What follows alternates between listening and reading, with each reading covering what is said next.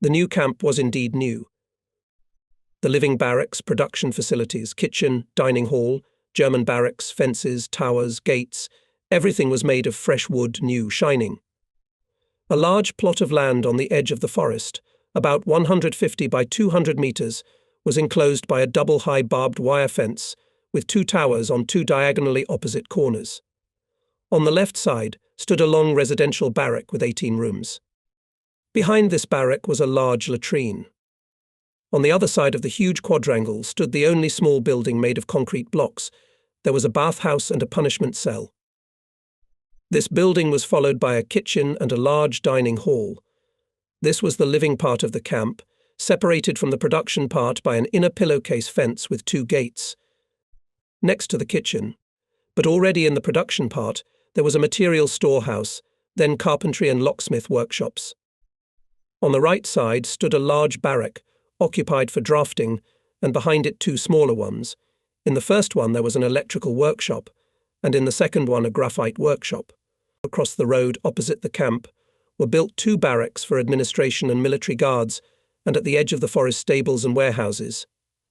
Half of the rooms in the living barracks had already been occupied by a group of prisoners who had arrived a few days earlier. In the first room there were only 2 residents, the new Russian commandant Colonel Ogarinov, and his assistant Major Antonov sent from Hammelburg.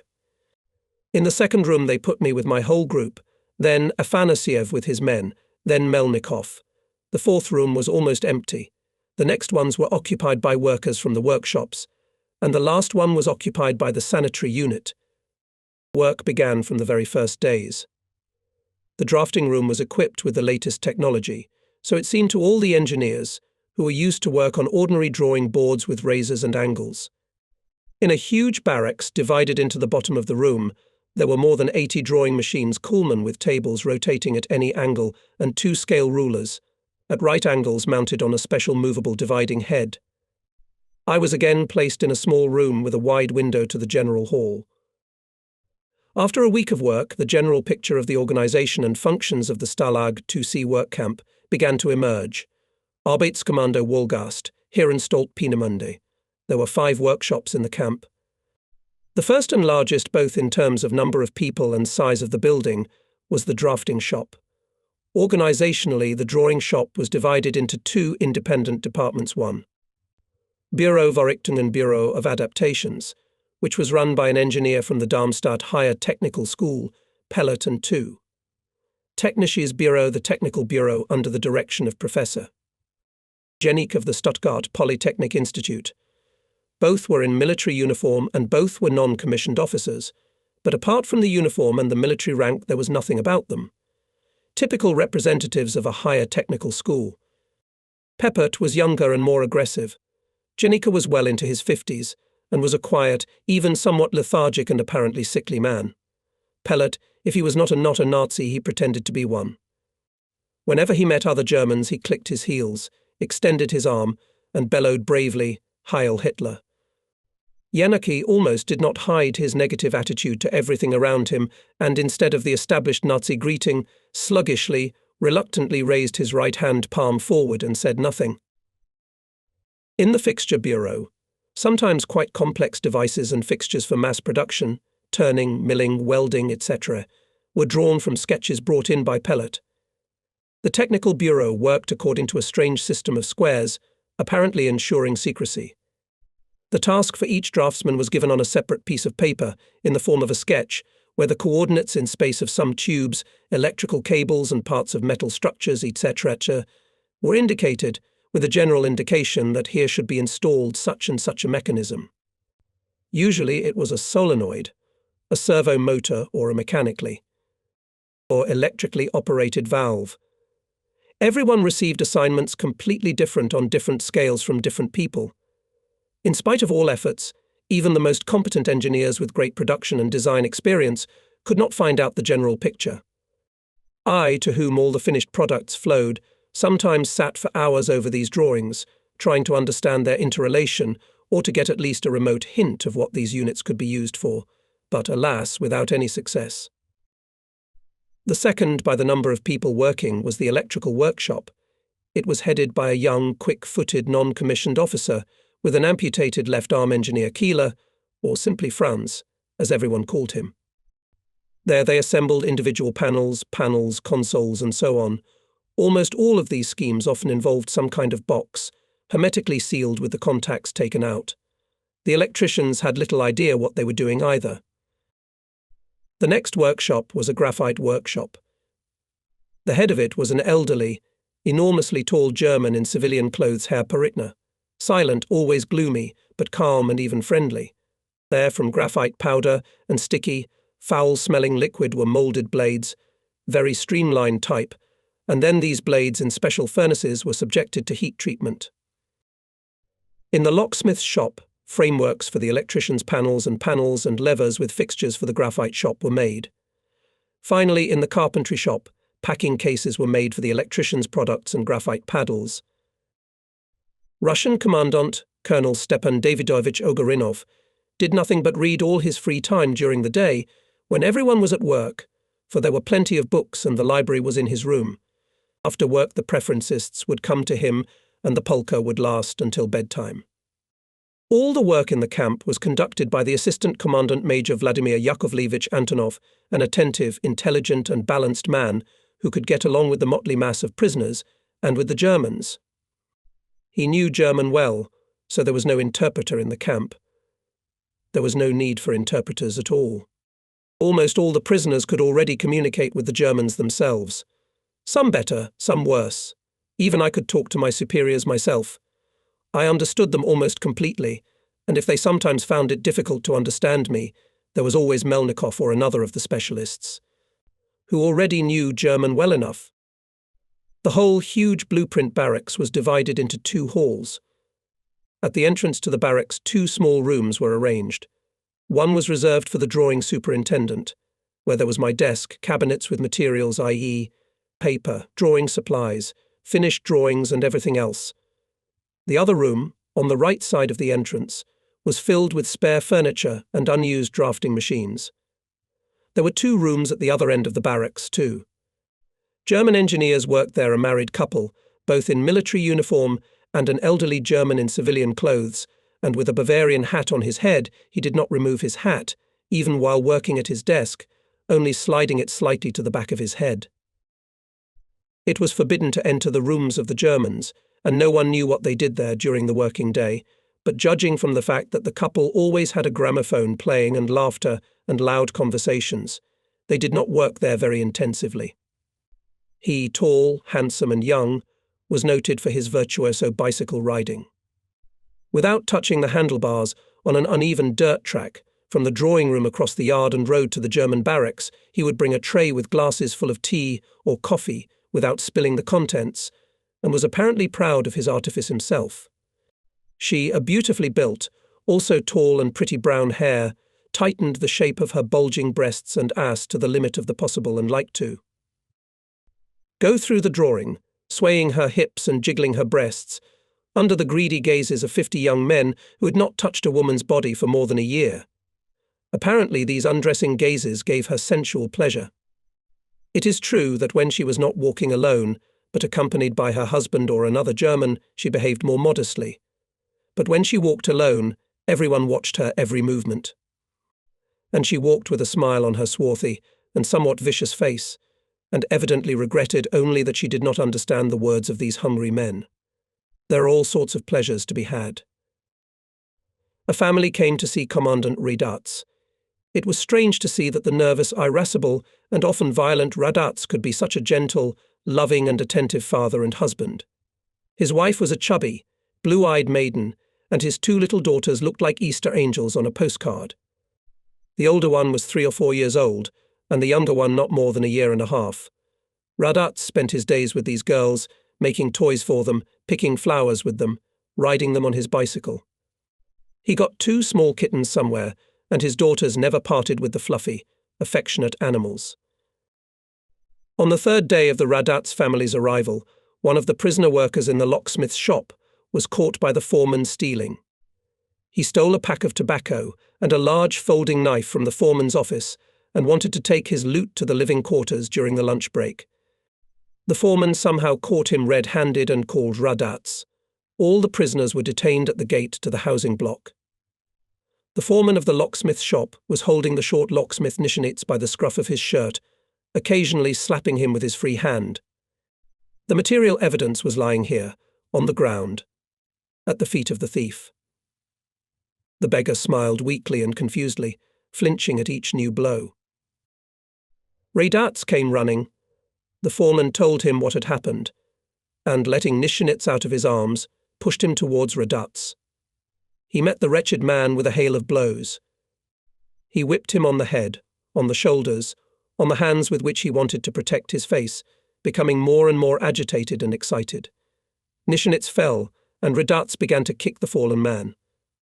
The prisoners became agitated. This beating was already going too far. Colonel Ogarinov, Major Antonov, myself and a few others left the ranks and approached Radatz, demanding that he stop the beating. Radatz, all red, with eyes narrow with rage, retreated a couple of steps and took his pistol out of his holster. It's hard to imagine how this could have ended. In such a frenzy, Radatz could have used a gun. But chance helped. A soldier came running from the camp gate across the courtyard and said something to Radatz. Those standing closer realized that there was some misfortune in Radatz's family. The lieutenant suddenly turned pale and, dropping his stack on the ground, rushed to the exit. The beaten Nishinets was taken to the sanitary unit, and I went to the room to get the forgotten spoon. Coming to the room, I saw a picture, which I could not forget for a long time. On the road, between the camp fence and the German barracks, Radatz was sitting, holding the corpse of a crushed kitten in his arms. His wife was standing next to him, holding his youngest daughter in her arms. The wife was crying and the little girl was choking and crying. Radatz, with one hand, embraced the sobbing eldest girl, who had tucked her face into her father's shoulder, and with the other hand stroked the killed kitten lying on his lap, and he himself was also crying. Several Germans were standing nearby, shaking their heads and sighing sorrowfully. I stood, looked and thought, "O Lord, your ways are inscrutable." A split personality, or the astronomical meanness of this son of a bitch beaten to a pulp by a beggar and a kitten. The foam of rage on the lips of the field-felled belle, and tears of sincere grief in the eyes of a loving father. Fetzer, who had not been seen for the last 2 weeks, reappeared. He came to the drawing room, walked between the tables, chatted with the prisoners, and then looked in on me. "How's life at the housewarming party? As of tomorrow, I'm moving in here too. And tomorrow a new commandant will arrive at the camp to replace Radatz.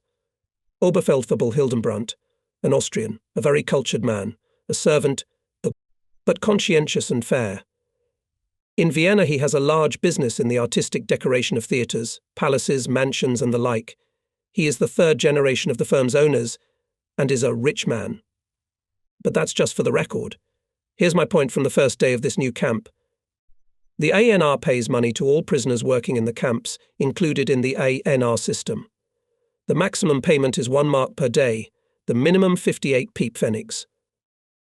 The money will be given out once a month, and the prisoners will be able to spend it in a cantina that will come here every 2 weeks. There they will sell all sorts of little things: haberdashery, cigarettes, playing cards, some writing materials, perhaps candy, and all sorts of such nonsense. The money, of course, will be special, not government money. I will announce it tomorrow at the morning inspection, and for clerical work, compiling statements, filing and other bookkeeping, I appoint you according to Fetzer. This choice had received public approval. He had already had time to talk to Ogarinov, Antonov, and the foreman of all the other workshops. Everyone is pointing to you. After the potato battle you enjoy unshakable authority. From that day, on 5 or 6 evenings a month, I began to work in Fetzer's room, going there immediately after drawing. On these days I was given a soldier's dinner from the German kitchen. The work was trifling. I quickly got used to it. The new commandant, Oberfeldwebel Hildenbrandt, was a tall, thin man of about 60, very calm, composed, benevolent and caring in appearance. He immediately organized a repair shop, where they mended clothes, linen and shoes for the prisoners. The bath now worked 4 times a week, also the laundry. Medical examinations were conducted, and the sick were taken once a week to a doctor in the city. Hildenbrandt also organized visits to the dentist. I took advantage of this and went to the dentist who pulled out the roots of the teeth broken by the police in Zamosk and put a stainless steel bridge on them. I was very pleased to be able to smile again. At the end of the month, Fetzer told me to come to work in his room in the morning and Sunday, because on Monday I had to take the payrolls to Peenemünde. I came immediately after the check. Fetzer was still in bed behind the curtain that divided his room into living and office halves. I began to work, and Fetzer spent a long time behind the curtain shaving and dressing. Fetzer now wore a military uniform with green piping, patches and epaulettes, and was in the rank of Oberleutnant.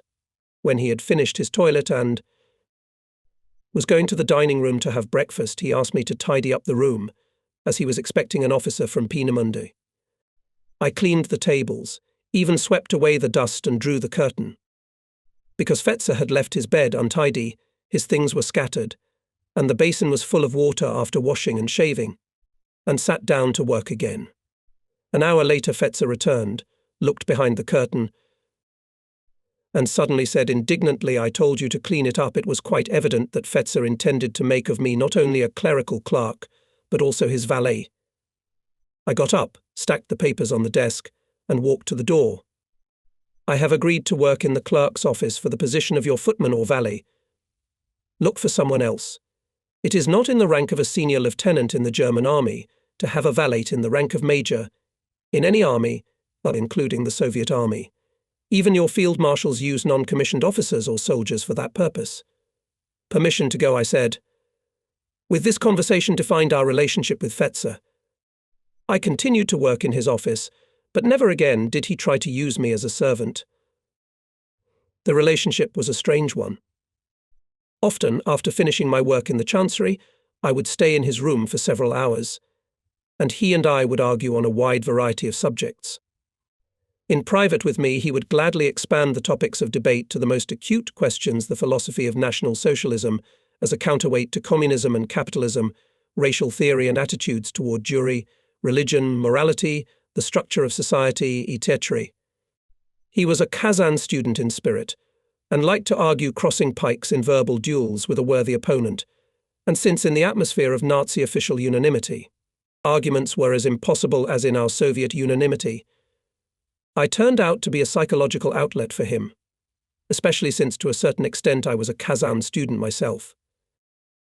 One day in March, Fetzer asked me what I thought about General Vlasov and the Russian liberation movement. And when I replied that the name of Vlasov was unknown to me, he said, "I think you should familiarize yourself with the ideas of this man. Talk to Ogarinov, and I will get some literature for you." After talking with my buddies, Bedritsky, Lyashenko, and Rodionov, I went with them to Colonel Ogarinov, and he told us about General Andrei Vlasov. Vlasov, a lieutenant general, was considered the savior of Moscow. He commanded the 20th Army and organized a counterattack on the Germans that led to their retreat from Moscow. Then he was appointed by Stalin as deputy commander of the Northeastern Front, but somehow the Germans managed to defeat this section, and Vlasov was taken prisoner by the Germans in July 1942. Even earlier, in Hammelburg, our captured generals had different assessments of events and differently defined the future role and goals of the entire mass of prisoners. The basic question was, who is enemy no? One? For some, the enemy no. One was Hitler, for others Stalin, and for others both Hitler and Stalin at the same time. For Karbyshev, the enemy no. One was Hitler. For Lukin, Stalin and Hitler did not differ from each other, but for generals Trukhin, Zhelenkov, Melishkin, and others no. One was put on Stalin's chest. Now General Vlasov also believes that now Russia has a historic opportunity to do away with Stalin, taking advantage of the Germans as a military ally and supplier of everything necessary for the creation of the Russian Liberation Army. Vlasov and his associates are convinced that Russia is too large and potentially strong to fear being enslaved by a post-war victorious Germany. Recently, of course, while still under full German control, a center for the Russian liberation movement has been organized and work has begun on the creation of armed formations of the same name, or ROO. This center is now negotiating with the military organizations of the White Emigration, the Cossacks, Russian Corps in Yugoslavia, Ukrainian nationalists, representatives of Caucasian nationalities, Belarusians, etc., with the aim of creating a united anti-communist front of all peoples inhabiting the Soviet Union. Some believe that behind all these names there is a potential human reserve to create a really large army, but of course the main influx of soldiers and officers is expected to come from the POW camps. The Germans will be releasing volunteers from captivity to the Roa. Ogarinov warned that, according to the information he had, we could soon expect the arrival of propagandists from the centre in all camps, including ours in Wolgast, who would be engaged in explaining Vlasov's ideas and recruiting volunteers for the Roa. Soon we began to receive from Stalag the newspaper Zarya, published by the Organization Movement for the Liberation of the Peoples of Russia, and the camp became as excited as a swarm of bees. Immediately they were loudly speaking for or against, but the majority was still silently and cautiously digesting this news in themselves. I, too, gave serious thought to this news. At any rate, it was one, and probably easily found, way out of the deadlock of captivity, at the end of which only the NKVD was otherwise foreseen. Besides, it seemed to me that, under all circumstances, enemy no. One was Stalin and the Soviet system. With every new issue of the newspaper Zarya, with every new rumour or report about the situation on the war fronts, everyone began to realise more and more clearly that the time was approaching when an independent and very serious decision had to be made what to do when the war came to an end. Outwardly everything continued as before. Almost 300 prisoners worked in their workshops, lived behind wire fences under guard, but somehow they got out of the state of complete isolation from the outside world, and as if joined what was being done in the world, on the other side of the wire. In the first days of June, a new drama played out in the camp. Every day, according to lists drawn up in advance, in the drawing room. As in all other workshops, after the work was finished, someone was left to clean the room. On this day, 2 of the 4 cleaners asked to be replaced, which was often the case. The other 2 volunteered, the job was over, everyone left, and the janitors went about their business. Usually after an hour and a half or 2 hours, the cleaners returned to the housing block. No one in the camp noticed that the cleaners did not return on time. A general check was made in the morning, before work, and in the evenings, before lights out. When the guards locked the rooms, the head of the room was to check that everything was in place. That evening, I alone worked late in Fetzer's office, as Fetzer himself had gone to Peenemünde. On such occasions I returned to our barracks at the end of my evening work, accompanied by one of the soldiers of the guard, who unlocked the room and let me in. At about 9 o'clock in the evening, when the sound of blows on a section of rail heralded the departure, there was a commotion in the German barracks, and 2 soldiers literally rushed into the room where I was working and ordered me to follow them. The whole camp was illuminated by searchlights from watchtowers, and the entire population was lined up in front of the living barracks, surrounded by guards. I was ordered to get in line as well. None of the German camp commanders were in sight. The following happened: all 4 cleaners turned out to be residents of Melnikov's room, and at the time of debarkation they were not there. While we were standing in front of the barracks, 2 cars full of soldiers drove up from Wolgast. The soldiers cordoned off the camp. We could see that Hildenbrandt, Valura and several others entered the drawing room and then walked around it with lanterns. One of the guard soldiers came and took Zero Garanov, Antonov, Melnikov and me to the German barracks. The rest of us continued to stand in the yard under the beams of the searchlights. In the room of the camp office, the 4 of us began to be interrogated one by one. The whole picture became clear. One side of the drawing faced the camp fence, between the barrack wall and the fence. The distance was no more than 3 meters, and all this space was overgrown with tall weeds. Just beyond the fence was a field of wheat that was already quite tall and beginning to sprout. 4 cleaners opened a window and, taking advantage of the dusk, the weeds and the inattention of the guard on the tower, cut the bottom 2 rows of barbed wire and slipped into the field. Beyond this field was a swamp, a thicket of bushes, and then, at a distance of half a kilometre, began an area of solid marshes extending to the seacoast. The interrogation was led by one of the 2 Germans in civilian clothes who had come from the city. Our daddy, as Oberfeldwebel Hildenbrandt was called in the camp, sat frowning like a cloud, asking almost no questions.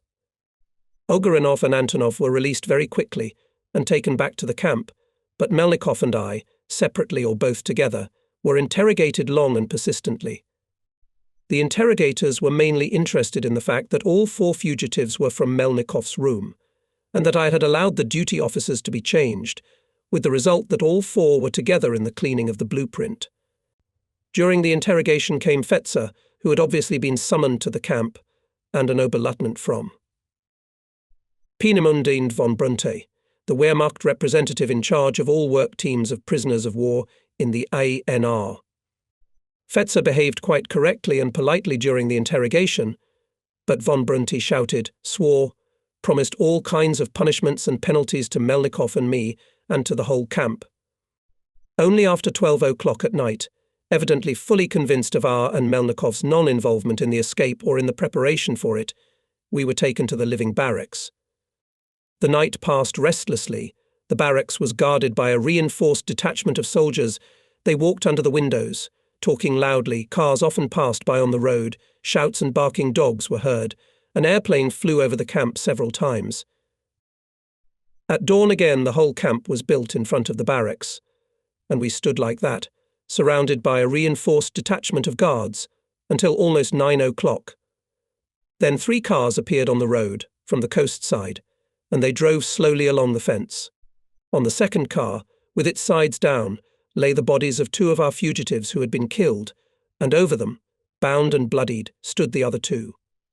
After this spectacle, we were ordered to disperse to the workshops for work. Before the end of the day, Fetzer appeared in the drawing room. He gathered all of us and told us how all 4 of us had been caught. They had managed to get quite far away during the night through the swamps, but apparently lost their orientation and by morning were back in the immediate vicinity of the camp. They were detected from an airplane von Brunte and ordered to fire on them. The fugitives scattered in all directions and then began the hunt for them, each one separately. 2 were shot, 2 were wounded and in addition beaten. When Sharupov and Cherpovets tried to escape, I warned you all that in your situation it was almost certain death. Fetzer said.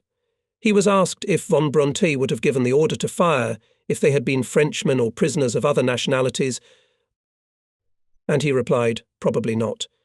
You have obviously already realized the point yourself. Your names are not on the lists of the International Red Cross, and Germany is not responsible for preserving your lives. I would say that Oberleutnant von Brunte was hasty. Of course, it was possible to catch all 4 alive, but in this case it was up to him. Those who survived will not return to the camp. They will either be executed or placed in a special regime camp. Here the order will be stricter, your trips to work with the Boers will be stopped, and the food will be worse. Blame it on those stupid boys. Strict orders were imposed the same day, inspection in the morning and evening in strictness, departure at 8.30, meals at the standard rate. A wide path was cleared around the whole camp. A patrol of 3 soldiers went around the whole area. The Pope became formidable and official. Visits to the doctor and dentist ceased. From the beginning of the summer, formerly rare air attacks on Germany began first to become more frequent, and then turned into an almost daily occurrence. Usually the attacking squadrons of bombers appeared from the north. From the sea, they flew at enormous altitudes in large formations of many dozens of airplanes, leaving behind them white streams of condensed air. They were met with a hurricane from the anti-aircraft artillery installed along the coast, and the whole sky was covered with clouds of bursts. The attackers flew under cover of light fighters, and when they were met by German Messerschmitts, air battles were played out in the air. It was said that the American Air Force usually attacked during the day and the British Air Force at night. In the camp, the entire length of the living barracks dug a zigzag deep trench, and at the sound of the air alarm, everyone had to take cover in this gap. We knew about the complete defeat of the Germans at Stalingrad and the death of Paulus' army. We knew that in fact now the Germans had switched to a defence strategy and were retreating along the entire front line under the ever-increasing onslaught of the Red Army. Russian front was now the Germans' symbol of extreme tension, punishment for the guilty, condemnation to certain death. Even among our German superiors, including Fetzer, felt confusion and uncertainty. The German command was now already considering the possibility of landing an amphibious assault somewhere in Italy, France or Norway. 2 failed attempts to escape from our camp, Fetzer's words and the systematic failures of the Germans on all fronts made the subject of escape a very hot topic among the prisoners for some time. After all, it was certainly possible to organize an escape from our camp, and even with forethought and caution, to hope for success. The main question was where to and why. Everyone among us knew that if anyone, a single person or a small group of escapees, had managed to reach the front lines of the Soviet troops, no one would have received them as heroes. They would have been arrested, probably tortured in interrogations with hand-to-hand abuse, and they, mutilated and dishonored, would have ended their lives in the concentration camps of Siberia. Many knew this well from the experience of the Finnish War. However, when the Allies captured some part of the mainland, and no one doubted the close probability of this, they would be received there as heroes, but would be handed over to Soviet representatives, and the result would be the same knocked-out teeth, broken ribs and the same Siberian concentration camp, but with the additional charge of being a spy. There was nowhere to go and no reason to run. The only point of escape was to somehow get lost in Europe, take refuge until the end of the war, and then try to find his place in the post-war situation. But that would require outside help and a safe place to hide indefinitely. This was pure theory. This pessimistic assessment of our possibilities and the results of a successful escape was compounded by the fact that our camp had more than 80% of the Komsomstview. What could sometimes be forgiven to a private did not apply to a commander. This is also from the experience of the Finnish War. Escape for the sake of escape, of a purely adventurous order, few could be attracted because it would be foolishness and a pointless risk. The rower began to be mentioned more and more often as a possible way out.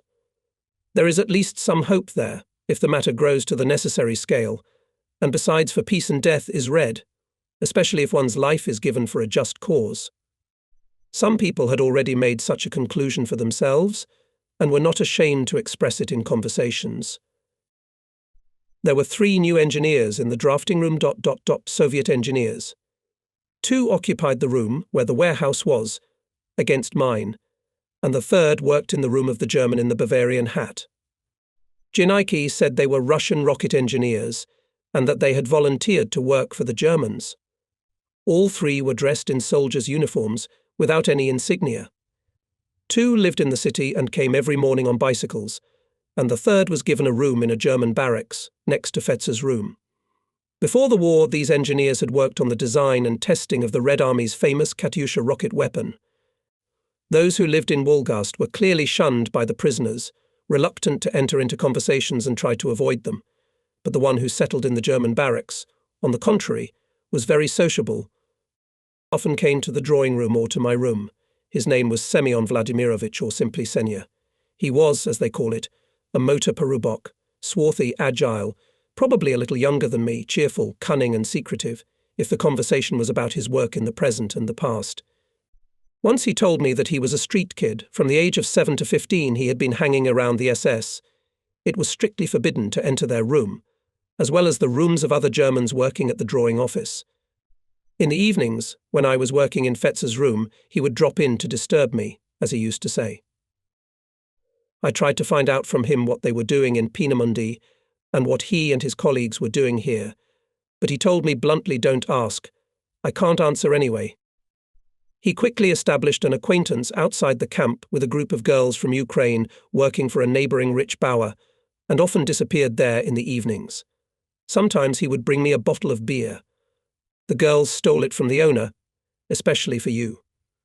There's a girl from Kiev who sends her regards to her countryman at this Bauer. His name was Herr Frohlich.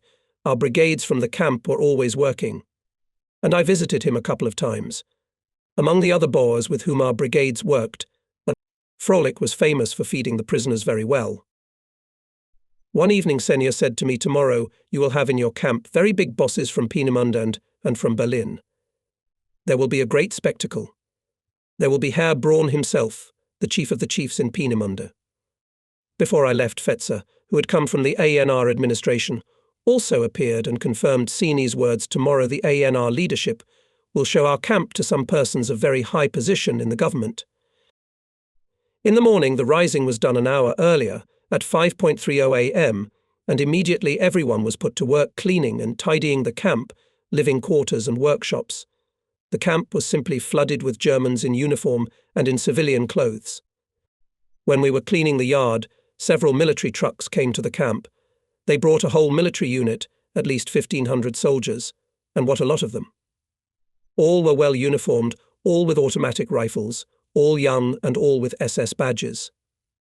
The arriving soldiers replaced our permanent guards at all posts, on the towers, on the perimeter of the camp, and inside it. Even at the door of each workshop sentries were posted.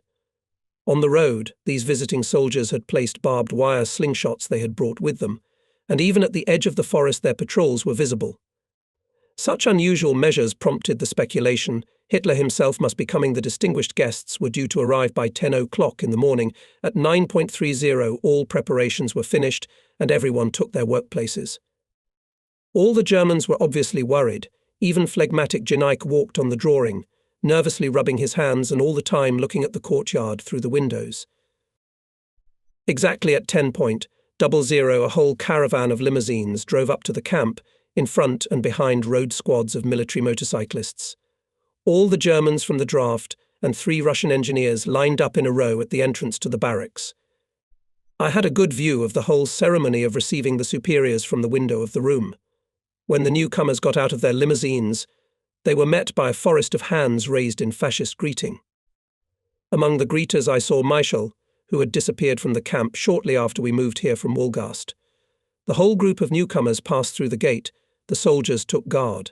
In front, in a row, walked 5 men. Geneik, back in the drawing room, told me who they were. A young, tall man and a light grey suit, with uncovered head, was the engineer. Werner von Braun, the chief scientific director and head of the laboratories of the ANR. The man in naval uniform was Admiral Dinitz. Next to him walked Field Marshal Kleist, talking with General Dornberg, the chief administrator of the ANR. And the man in military uniform on the other side of the admiral was none other than Albert Speer himself, the Minister of Armaments of Germany. The entire group of newcomers, led by these 5, walked through the entire camp. They examined the dwelling barracks, the kitchen, the canteen, the locksmith and carpenter workshops, very cursorily, without lingering, but at the graphite workshop, after examining it, they stood in the yard, discussing something. Through the electrical workshop they again passed quickly, and at last all the superiors came to our barracks. Apparently they were interested in where the escape had taken place a month ago. They went around the barracks and Oberleutnant von Brunti showed where it had happened. Only Braun, Speer and Kleist entered the drawing room, while Dornberg and Dinitz remained in the courtyard. Braun shook hands with Geneik, nodded his head to Pellert, and walked slowly down the length of the middle aisle to the back doors. Here he stopped and began to joke with a busty German woman. Then he, Speer and Kleist went into the room of the German in the Bavarian hat and talked in his room for about 10 minutes. All 3 of them came out laughing and walked with quick steps back to the main entrance. Only here Braun turned to the prisoners standing at their desks and said loudly something like goodbye, waved his hand, and went out into the courtyard. Neither Speer nor Kleist dignified us with their attention. It was as if they had taken us as an addition to the furniture, and that was all. All the superiors were in the camp for no more than 40 minutes. All the newcomers got into their limousines and, accompanied by a forest of tensely raised hands, drove away. After another half hour and all the SS men who had arrived got into their trucks and also disappeared in a cloud of dust, the life of the camp returned to its usual course. But we, the prisoner engineers, were impressed by the visit of such a high-ranking person, by the very fact of the visit. If they came, even for 40 minutes, to this camp, it means that this place is important, and if so, why? What are we doing? What does our camp exist for? Until the visit of the big bosses, most of the prisoners in the camp had given little thought to this question. What are we doing? And somehow subconsciously tried to minimize the importance of the ANR in the German war industry. Even myself and my closest comrades, looking at our work, could not see anything serious. The drawings that were made in Peldert's group were the simplest representations of devices for mass production of parts on lathes or milling machines, or for electric welding. There was nothing secret, special, or important about them. Such drawings could be made by draftsmen of the most ordinary level from sketches received from Peenemünde. The drawings produced under the direction of Prof. Janicki were certainly not intended for the production of what they depicted. They were most likely illustrations for some technical books, textbooks, or perhaps manuals. That had reassured us. But now we began to perceive differently the familiar sight of long shells, like small airplanes flying out of Peenemünde over the forest, roaring and rumbling upwards and disappearing into the sky. It was becoming quite clear that while the production of the blueprint had an indirect relation to these projectiles, the production of the graphite and electrical workshops was the direct manufacture of parts for them.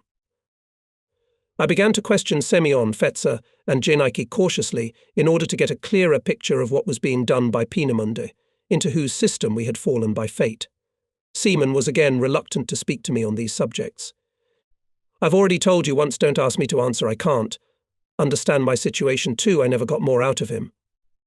When one evening, while working in Fetzer's room, I asked him, as if by chance, a question about what Na was manufacturing, he replied very sharply, "None of your business. You and I can rant on any topic we want. But the topics and their depth are determined by me. The topic of Peenemünde is not on the list. I think you are intelligent enough to realize that. Besides, your curiosity could be misunderstood, and that could bring a lot of trouble, but Janicki proved to be more wordy and frank. I, with Karl Janicki, professor of theoretical mechanics at the University of Stuttgart, established very good, just friendly relations from the very beginning of our acquaintance. He was much older than me, almost 20 years, tall, fat, grey-haired, with a flabby, wrinkled face, a large nose and strikingly blue, clear, childishly kind eyes. He often sat in my room and read books, usually philosophical, and sometimes the Bible. I asked him the same question, what products do the Na plants produce? And Janicki simply said, those noisy little airplanes you see and hear almost every day. Then he sighed and added official Germany praise for victory and for the success of the work at Peenemünde, and we, unofficial but basic Germany, pray to God to send us peace. The name of these rocket projectiles, Vergeltumswaffe, speaks for itself. But I advise you not to ask anyone such questions and to forget at once what old Janicki told you. Thus at last the dot on I was put. We learned what business we were involved in and why it was so important for Germany that people like Speer, Dönitz or Kleist came to our backwater. This knowledge didn't change anything. We had a different knowledge refusal to work was punishable by immediate arrest and being sent to a special regime camp, or so-called Morilka, where people rarely survived more than 6 months. Rodionov was a living witness to what this special regime was like. Slaves were forced to do what their master demanded of them, regardless of their desires or beliefs.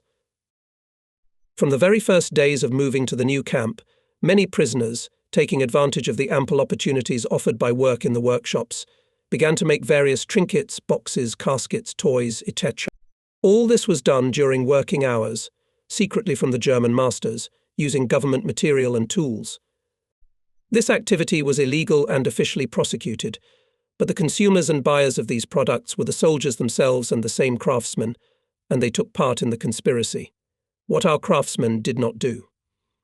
Port cigars, caskets covered with fine carvings or ornamental patterns made of pieces of colourful straw, figurines, children's toys, models of airplanes and cars, kaleidoscopes, chess, checkers, all made intricately, interestingly, and with great skill. An epidemic of bushcraft took over all the workshops, including the drawing shop, where the art of drawing portraits from photographs brought in by customers especially flourished. Germans eagerly bought this clandestine production and paid with bread, cheese, cigarettes or tobacco, cookies or homemade products up to and including jam. A real war began between the official representatives of the camp administration and the mass of prisoners. Those caught in the act or red-handed were fined with the loss of a day's wages and their wares confiscated, but the administration was losing the war. The German customers were too well paid to fear punishment by the German supervisors. So the administration gave in. A compromise was adopted that suited all three parties involved in the conflict: the captive craftsmen, the buyers of the goods, and the camp administration. In one room of the barracks they set up a workshop for work in their free time, i.e., after work in the workshops and on Sundays, provided the workshop with the necessary tools and appointed a chief, Major Bedritsky, responsible for issuing tools to the masters and for receiving them before closing the workshop. The prisoners undertook not to engage in smuggling work during the working day and not to steal materials, but to obtain it from the hands of the German in charge of the workshop in question, from scraps or leftovers unsuitable for the main production purposes. Everyone was satisfied.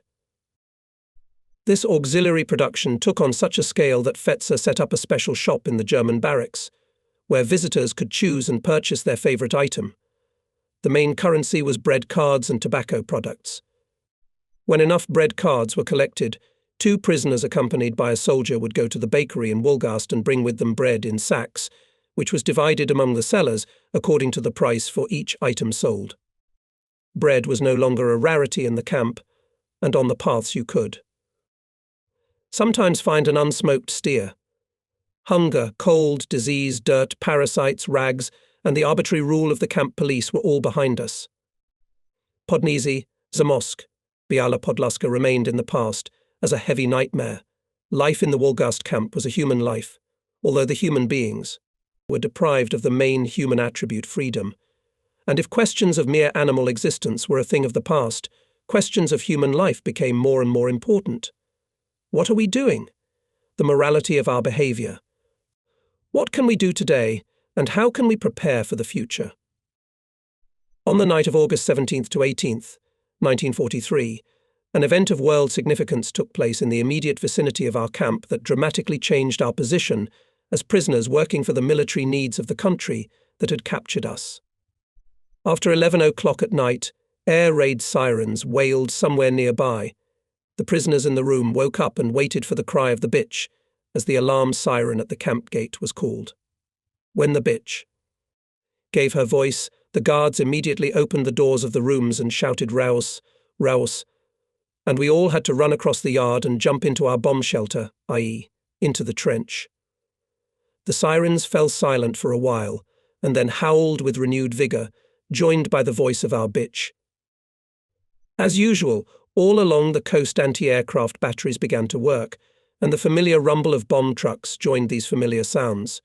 Usually this murmur increased gradually, reached a maximum and gradually stopped as the attacking squadrons continued their way further south, towards Berlin, and towards the centre of Germany. This time it was unusual. The bombers were directly above us, and the camp began to be literally covered with small fragments of exploded anti-aircraft shells. Behind the woods flashed searchlights and illuminated clearly descending bombers and accompanying fighters. A few minutes later, the ground shuddered from the explosion of bombs somewhere very close. Peenemünde. There was no doubt, beyond the forest, beyond the strait, at a distance of 5 kilometers from the camp island of Usedom. Peenemünde, 3 waves of bomb trucks at intervals of 10 or 15 minutes dropped a load of bombs on an area of several square kilometers. By 1 a.m., everything calmed down, the alarm sounded, and we returned to the barracks. Everyone had the same thought, kaput Peenemünde. Such a massive attack of many hundreds of bomb carriers, dropping many hundreds of tons of bombs, we had never experienced before. Kaput Peenemünde. The morning rise was at the usual time, but one of the junior non-commissioned officers of the guard was doing the inspection. The camp authorities were nowhere to be seen. And missing from the drawing board were G. Nike, Pellet, the husband-wife Zimmermans, and our Russian engineers. Only a German in a Bavarian hat walked briskly down the passage, sullenly and without his usual smile, and disappeared into his room, closing the doors tightly. During the day, some military and civil servants came and went to the German barracks. Hildenbrandt, Valura, Fetzer appeared, but no one came into the camp. After work, I wanted to go to Fetzer's office to find out something, but the guards would not let me in and ordered me to return to the camp. The unusualness of the previous day, with almost no Germans in the camp, except for a few soldiers who did not want to talk about the results of the night raid, only confirmed that something very serious had happened, the defeat of Peenemünde. The night passed quietly, and in the morning, immediately after the inspection, all but Colonel Ogarinov, Major Antonov, and a few sick in the sanitary room were taken out of town, loaded into large trucks, and taken to the island of Usedom. Before the shipment, Papa Gielenbrandt warned us that we were travelling as prisoners of war, not as prisoners of war, and therefore should be very careful in our display of emotions and reactions to the orders of those who would command us. Everyone there in Peenemünde is in an extremely nervous state right now, he said. He turned out to be right. As soon as our camp convoy handed us over, already on the island, into the hands of another convoy from the ANR military guard, we immediately remembered the fall of 1941 and our memorable march to Leissigere. The soldiers of the convoy, and especially their chief, an elderly, wiry and vicious field officer, did not hesitate to use sticks and rods, with which they were all armed in addition to their carbines. It was not until 2:00 in the afternoon that we arrived at the place of work. On the way we saw the results of the air attack. Whole villages had been completely destroyed, the roads in many places huge craters, the railroad along which we were walking had been put out of service for many weeks. In several places, right on the side of the road, were stacked corpses covered with tarpaulins, waiting to be buried or taken away. There was a direct hit by a bomb on the dormitory of the trade school. Over 70 boys were killed there. We saw their corpses. Already at night, when we returned to our camp in Wolgast, we learned about the overall results of the raid on the night of August 17th to 18th in 3 consecutive raids of the British Air Force. Participated about 600 bomb carriers, dropping at least 2,000 tons of bombs on the targets. The losses of the attackers were 15 or 17 bombers and 5 or 6 fighters. The target of the first raid was the residential settlements of the complex, including work camps. The second wave dropped its load on the production area, and the third wave destroyed all the experimental laboratories and devices. At least 75% of all buildings were reduced to rubble. At least 6,000 people were killed and nearly 2,500 wounded and maimed. For the Allied Air Force, the game was worth the candle. Peenemünde ceased to exist. We were given dry marching rations and ordered to be ready to go in 20 minutes. We were then divided into 4 groups and dispersed to different parts of the affected area. In many places the fires were still burning and fire crews were working there. The group I was in was first led to an almost completely destroyed brick 2-story building, where we stood for about 15 minutes waiting for instructions. But then they moved us to another place, to 2 other low and long barracks-like structures made of corrugated galvanized iron, standing at right angles to each other, with semicircular roofs and lots of pipes of various sizes sticking out in all directions. The bomb hit the ground near where the 2 structures joined, and there everything collapsed. The task was to disconnect all the internal equipment that had failed, broken and destroyed from the whole system and pull it out into the yard. The work was supervised by 3 Germans, the guards in a sparse table chain around these structures. From our general understanding, the facility was some sort of blown air tunnel of small capacity. The work was not too hard or dirty, and the German supervisors were not particularly pushy. Talking among themselves, they sat more than worked. When the prisoners began to dismantle the fallen ceiling on one side, they found the corpse of a dead worker in blue overalls under a pile of collapsed iron platforms and stairways. The corpse was dragged out into the yard, a car arrived, and the dead man was taken away. When asked how many people were killed in the bombing, one of the Germans said that here, no, not many, as there were many well-arranged shelters on this site, but in other places the losses were great. Worked without a break until almost dusk. Everyone was gathered into a column, and 3 other groups came up. A German in civilian clothes appeared, with an armband on the sleeve of his jacket. A white armband with a black swastika on a red circle. Through an interpreter he announced, "Work, you will be here on the island for 3 or 4 days. You will be fed like German soldiers. You will sleep in barracks at the edge of the settlement. There are no shelters there, in case of possible air attacks. If there is an air raid, the guards will open the doors of the barracks right after the first alarm, and you must run to the sea as soon as possible, to the water, and stay there until lights out. After lights out, you must return to the barracks for inspection. If any of you are missed by the guards, the next raid will leave the barracks locked. That's all we can do. There is absolutely no escape from this island. Its entire perimeter is heavily guarded.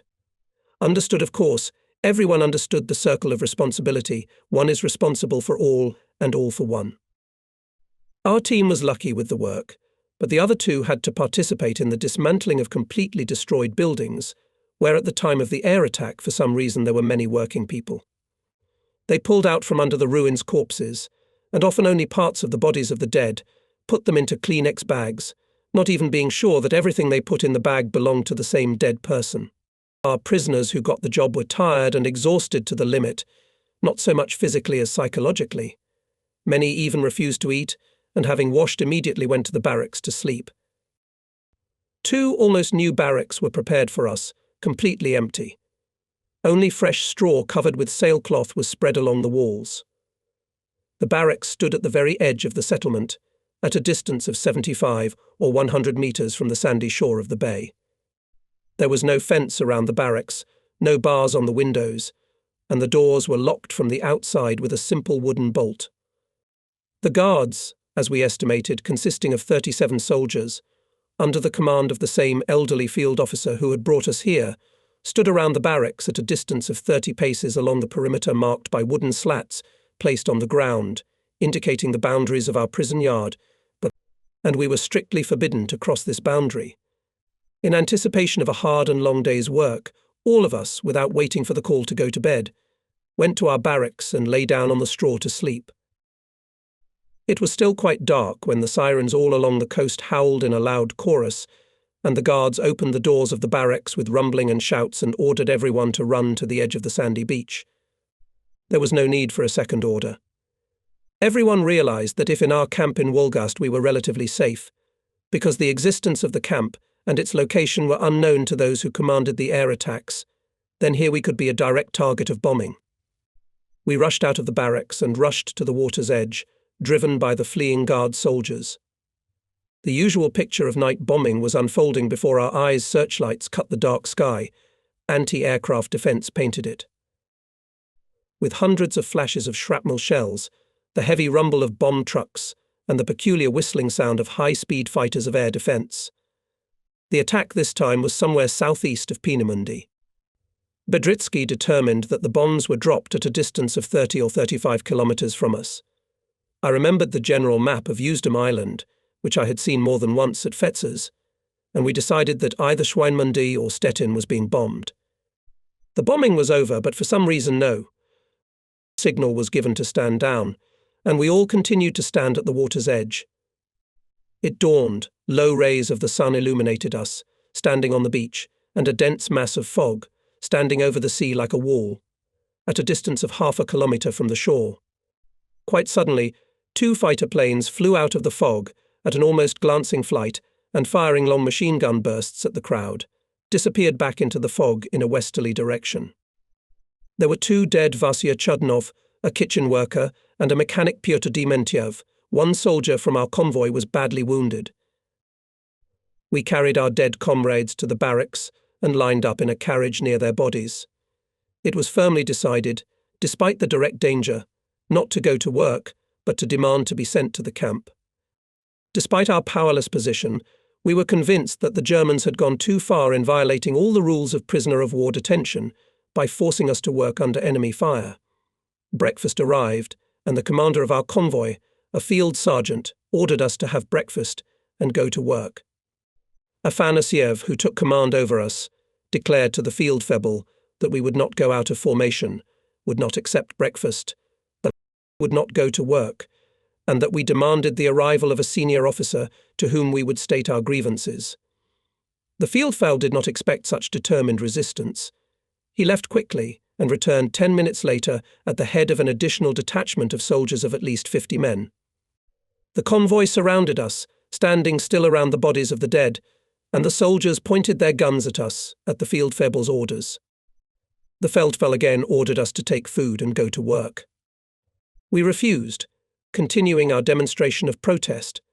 As we expected, the fieldfebble did not dare to use his weapon. For about an hour we stood in the same position at gunpoint.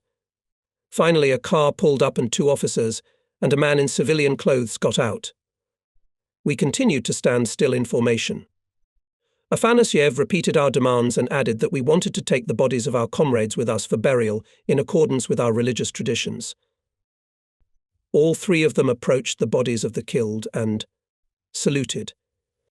Then a man in civilian clothes turned to the line of prisoners and in a fairly clear Russian language said, "The command and administration of the ANR expresses its sympathy to you on the death of these two comrades of yours. Now, after breakfast, your entire group will be sent back to Wolgast. You will not work here on the island anymore. You will be provided with a carriage to transport the bodies of the dead. Go to breakfast. In half an hour you'll be on your way back." The demeanour of this superior made a good impression on all of us. Someone said times have changed. Remember the fall of 1941. But now the Germans have done well, correctly, and even beautifully. Wolgast in 1943 is not Biala Podlaska in 1941. Our column moved on. 15 kilometres separating Peenemünde from Wolgast, we passed in 4 hours with 1/2 hour stop. Ahead of us, in step with the marching column, was a wagon with the bodies of the dead wrapped in sailcloth. The convoy, headed by the same elderly field febble, behaved surprisingly calm and even correct. Chudov and Dementiev were buried in the city cemetery next to Gavrilov, who had been buried there earlier and had died of pneumonia in the spring. As then the prayers were read by one of the older prisoners, who in his youth had been a sexton in the village church. The funeral was attended by the whole camp, including Hildenbrandt, Wallura, Fetzer, the Germans in charge of the workshops, and Ginaiki was also present. Over the graves were placed the same oak 8-pointed crosses as over Gavrilov's grave, with the names of the dead carved in Russian. Then Fetzer told me that our steadfastness and organisation had made a great impression in the ANR Directorate. After the defeat of Peenemünde, life in the camp somehow changed. Outwardly everything was the same: inspection in the morning, work in the workshops and drafting, lunch, dinner, toy-making. I worked in Fetzer's office, brigades went to work to the neighbourhood boers. And at the same time, one could feel some confusion and uncertainty in the air on the part of the military leaders of the camp and the NAR administration. Fetzer was sometimes not seen for weeks at a time. The Zimmermann couple disappeared. Their rooms stood empty. The German in the Bavarian hat also rarely appeared. Giannaiki and Pellet became less demanding, and the workload in the drafting room decreased. Now one could often see the prisoners busy reading books from the library rather than working. Giannaiki began to avoid heart-to-heart conversations with me. Only once he said that despite the repeated bombing of Usedom, work continued there. Many workshops are reliably protected from bombs, he said, pointing his finger at the ground. They continue to work, albeit with less intensity. Giannaiki came over to me and put his hands on my shoulders. "Tell you what, Peter, I too will be leaving here soon. After the war, if you and I live until that happy moment, you can find me there in Stuttgart. Then maybe I can really help you. The end of the road is in sight, thank you, Professor." "So what do you see at the end of the road?" I asked. "Don't ask me. I don't see, hear, or know anything. I am so insanely tired of all this madness. Hitler has very little time left, and so he may make very dangerous decisions for the whole world, and especially for the Germans. Only God can be hoped for. The Germans themselves are in a hypnotic trance of National Socialism, and the maestro medium will not let them come out of the trance until the very moment of catastrophe." Yes, the end of the road was approaching, and Hitler had less and less time left. Allied aircraft were destroying German industry systematically and consistently and terrorizing the population, and the air defences were getting weaker by the month. Arms in camp were rarely given. Even when sirens howled in Wolgast, our bitch was usually silent. Winter started early, with cold winds, wet snow and piercing winds from the sea. Giannaiki left, saying a warm farewell to everyone, and in his place was appointed a young lame engineer named Kolsberg. From the military marriage category, Kolsberg was wounded in Africa during the defeat of Rommel, and was no longer suitable for combat service. He was a quiet, silent and uncommunicative man, pedantic and dryly official. Even with Pellet he had only official relations. Christmas and New Year's Eve 1944 were dull. Everyone became gloomy, self-absorbed, preoccupied. It was strictly forbidden to bring German newspapers into the camp, but the very fact of this prohibition spoke volumes. The only source of information was Semyon Vladimirovich. He told me about what was happening at the fronts, and I brought this news to the camp. The Russian newspaper Zarya, which arrived from Stalag every week, was interesting at first, with fresh thoughts and truthful analysis of events, but gradually it turned into a mouthpiece of Nazi propaganda, as it was called in the camp, and almost nobody read it. Shortly after Christmas, 2 representatives of the ROO came to our camp.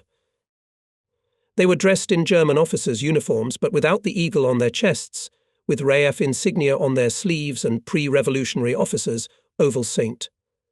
George cockades on their caps. At lunchtime they were led into the dining hall by Papa Hildenbrandt and told that the lunch break would be extended for an hour and a half for an informative speech by Mr. Captain of the Russian Liberation Army. By this time 2 groups had clearly and openly formed in our camp, one sympathetic to the ideas of General Vlasov and the organization of the ROO, and the other openly pro-Soviet. This second group was headed by Captain Pugachev, who, not entirely in jest, was called Partorg. Pugachev was in charge of the shoe and uniform repair shop, and he lived in the graphite workers' room. When the visiting captain of the ROO began his address, Pugachev's group wanted to disrupt his speech, and from there came shouts of traitors. Traitors. Get him out of here, but the usually mild and sort of indecisive Colonel Ogoranov suddenly showed himself as a strong-willed commander. He demanded silence and declared that the speech of the arriving captain of the ROO was informational, that he did not permit any discussions, bickering or obstruction, and that anyone who violated his order would be removed from the hall and deprived of lunch for 2 days. The arriving captain had apparently spoken before such a stratified audience many times before. He spoke smoothly, thoughtfully, without pathos, simply and lucidly. First he told about himself, who he was and how he was captured. Then about the situation at the front in the spring of 1942 and the battles near Rostov, in which he participated, about the prisoner camps in Kishinev, Shestoko and Hamelberg. He spoke of the disenfranchisement of the people under the Soviet regime, the terror of the government, the concentration camps, the anti-humanity and utopianism of communism, and much more. I am not going to persuade or convince any of you. I am simply advising you all to think about what has happened to the motherland and what will happen to it if Stalin and his entourage come out of this war, with much help from America, victorious. A situation has now been created, perhaps for the last time for our generation, where we can influence the future of our homeland and change the course of events. We can now take up arms, organize ourselves, and become a force to be reckoned with by any combination of the victors. We have a chance to recreate Russia as a strong state of law, where not only bars from the Kremlin and their satraps can live, but every honest citizen, without lies, without fear, without poverty, and without sycophancy to the man with a party ticket. A state that will take its proper place among the other nations of the world. Then he told about General Vlasov, about his biography and military career, about how and why Vlasov decided to break with communism and Soviet power, about the main points of Vlasov's program. The liberation of the peoples of Russia from the domination of a group of internationalist communists who usurped power in the country. He ended his almost hour-long speech thus. Think over my words, gentlemen. Think about how you lived before the war, how your relatives and friends lived. Think about what awaits you all if, in the event of Stalin's victory, you fall into his hands again. Think about what will happen to our homeland under the further rule of Stalin and the NKVD, Smersh and other Chekist organizations. Think now, while there is still time to think and come to a decision honest to yourself. I or another representative of the ROA will hover over the camp from time to time, and if anyone wants to join us, we can help quickly. Ogorinov invited questions, and the questions sprinkled like from a sack. As might be expected, the questions asked by Pugachev's adherents and followers were often provocative, sarcastic, mocking, and covertly insulting. Colonel Ogorinov was careful to keep the conversation within the bounds of orderliness and formal politeness. If the camp administration had allowed it, it would have dragged on, probably until the evening. The captain of the ROA answered the most pressing questions very skillfully and intelligently. Immediately after the meeting, he and his fellow lieutenant left. Everyone dispersed to the workshops excited, arguing and exchanging impressions. The drawing room was buzzing like a beehive. Everywhere stood clumps of prisoners hotly discussing the event of the day. In fact, this captain had nothing new to say. It was all already known, discussed and negotiated. Each one of them, either loudly in conversation with his comrades or silently, alone, on a bunk or on the floor of a dirty, ragged barrack, had approached these topics in one way or another, remembering his miserable life there, at home, amidst the constant fear of a black crow. Coming to the house, fear of the chief of the special unit, fear of a word of criticism, fear of arrest, working over at a general meeting, and all the other innumerable fears of everyday Soviet life, everyone has many times asked himself the question why. Why is there a vicious circle of fear and lies from which no one can escape? While everyone was living there, boiling in this cauldron of Soviet 5-year plan, over-fulfillment of the plan, Stakhanov's obligations, many people, probably the majority, did not even think about this enchanted circle inside of which everyone was. But when they had an opportunity to look at it all from the outside, when the centrifugal force of events threw them out of the circle, suddenly everything appeared in a new, unexpectedly clear in its meaninglessness form. Yes, why? Why? In the name of what? Now the news was not the meaning of the Rovian's speech, but the very fact of it. For the first time, not in a private conversation between 2 or 3 prisoners of war, but from the pulpit, loudly and authoritatively said exactly what many people were constantly thinking, and not by an ordinary prisoner of war, but by an official representative of an obviously large and quite strong organization.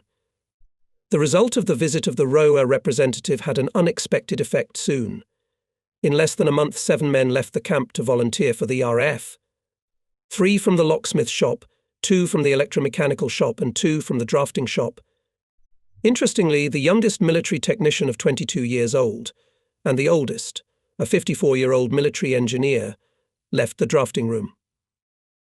We, too, spent a great deal of time discussing the ROA officer's presentation. In fact, we were almost completely convinced that this was the only way out for us, but we were not yet ready to take the last decisive step. Fetzer asked me several times when I would sign the application form to voluntarily join the Russian Liberation Army, but I kept my jokes to myself. One day on Hildebrandt's orders, I went to work for our regular customer and consumer of labour force Bauer Frohlich. The job was engineering. This Frohlich wanted to build a new staircase in his house to replace the old one that was almost falling apart. The draftsman was to make the drawings and the carpenter did all the work. I was to take all the measurements and sketch the structure according to the owner's wishes.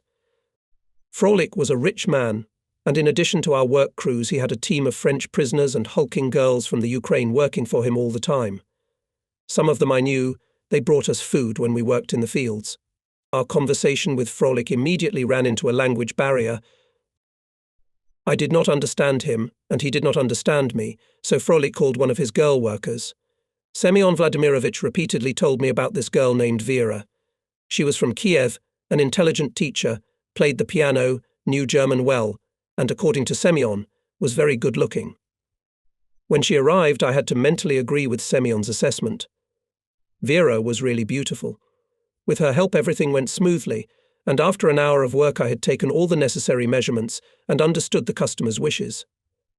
Since there was still a lot of time before the arrival of the soldier with whom I had to return to the camp, with the permission of the owner, Vera took me to the kitchen and treated me to a cup of good coffee and homemade cookies. Her story was simple and dramatic. When the Red Army retreated, she stayed in Kiev. I couldn't leave, leaving my children at school. She told me about many things that were completely unknown to me, about the explosion of Khreshchatyk with bombs that were set in advance during the retreat of the Soviet troops, about the destruction of the Jewish population in Babi Yar by the Germans, about the Germans' brutal massacres, destroying entire villages for the acts of partisans, about the hard, powerless life during the occupation, and much more. When the Germans retreated, Vera again stayed in Kiev with her children, but immediately after the Red Army entered the city, she was arrested as a fascist collaborator and ended up in prison. Her idealistic attitude to her duties, the duties of a public school teacher, was not rewarded, but severely punished. I didn't quite understand how, but with the help of a doctor I knew, who had also been arrested for continuing to work as a district doctor under the Germans, she managed to escape, first from prison, and then through the front to the Germans. She and the doctor got a place on a German sanitary train to go to Germany, but the doctor died of a heart attack, and Vera ended up in the Ostministerium, and as a hulk ended up here with Frolik. At Frolik, she soon began to work as a sort of senior housekeeper and managed the entire household. The owner of the house was bedridden, and the owner's daughter was in the last months of pregnancy and in a very serious mental state. Her husband had been killed on the Russian front. What Vera told us about the extermination of the Jews in Kiev reminded us of the first months of captivity, the rounding up of people of Jewish origin in the camps, the outrageous attitude of the Germans toward the civilian population in Poland, and the outbreak of Judeophobia among the prisoners. Obviously completely isolated from life outside the camp, we had no idea of all that was really going on. The newspapers wrote very little and vaguely about it. Our Zarya did not touch on the Jewish question at all, so we, especially those who intended to use the doors of the rower to get behind the wire before the final events of the war, began to gather information from all available sources about what the general policy of the German government on the Jewish question was, and of course, how this question was treated in the rower and among the leaders of the movement for the liberation of Russia. I tried talking about it with the Germans in the camp, but they all simply did not want to talk about the subject.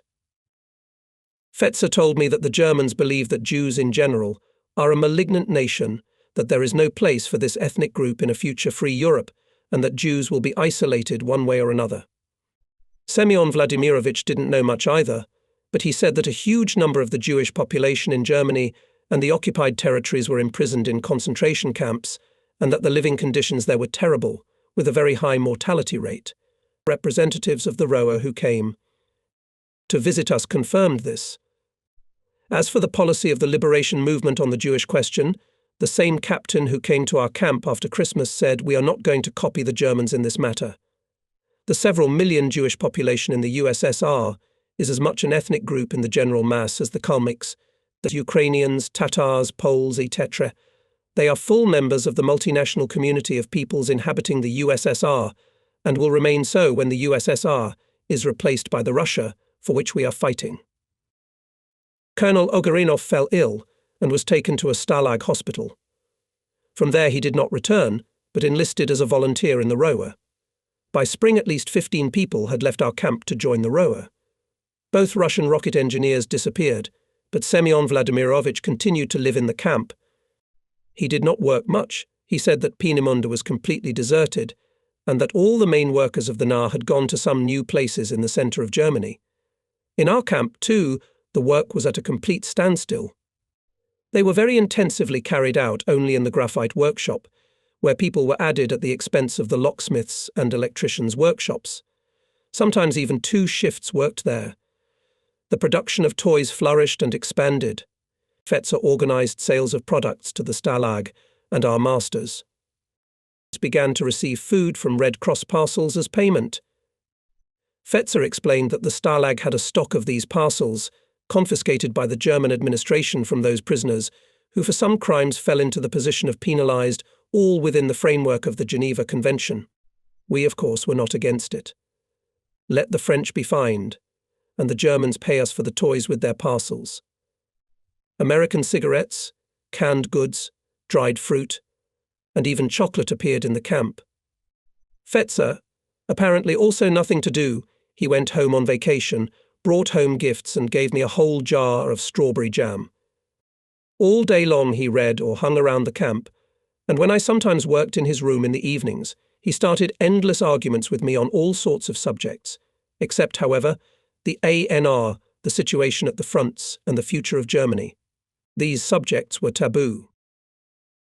One day he said that, with the permission of his superiors, starting next Sunday he would organize walks for groups of prisoners in the nearby woods, and suggested that Antonov and I, who had become Russian commandant after Colonel Ogarinov's departure, make lists of these walk groups. Sunday hikes into the woods became very popular.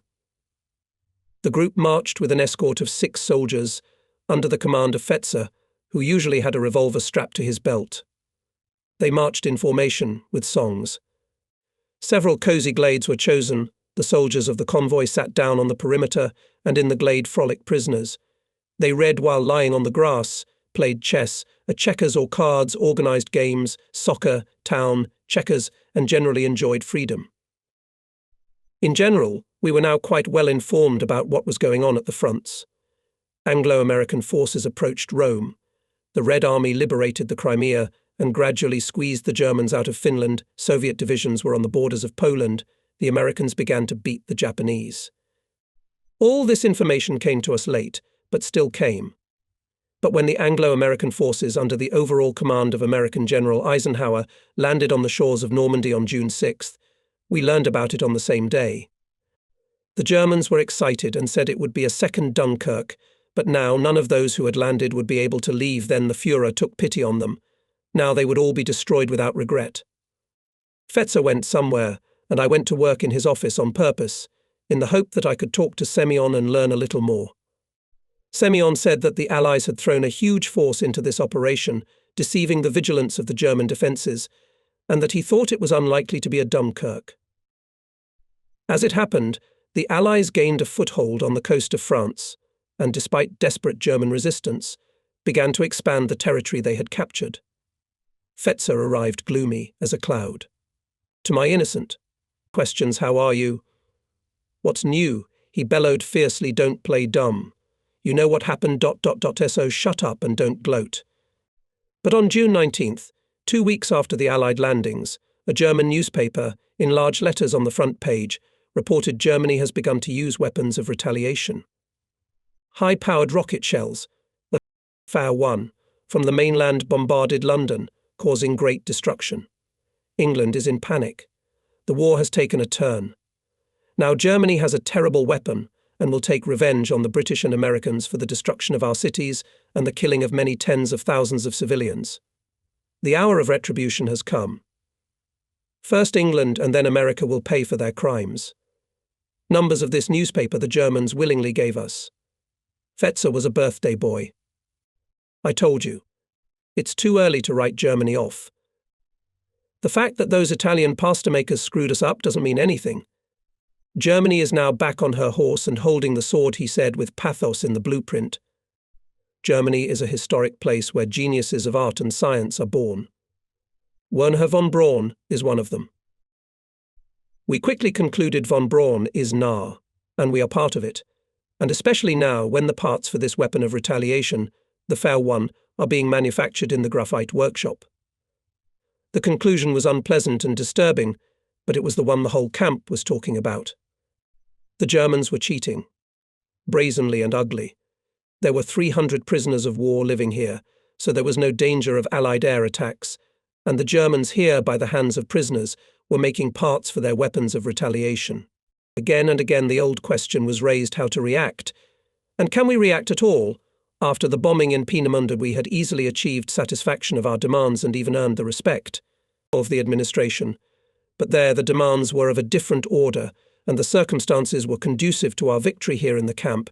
In our safe and cosy corner, we had only two possibilities: either to make an open protest, to refuse to work, fully understanding the consequences, or to continue slavishly following the instructions of our master, the ANR, and the Wehrmacht. The first was deadly dangerous. The instigators and organizers would have been shot, and the rest would have ended up in special regime camps. The second was organically repugnant.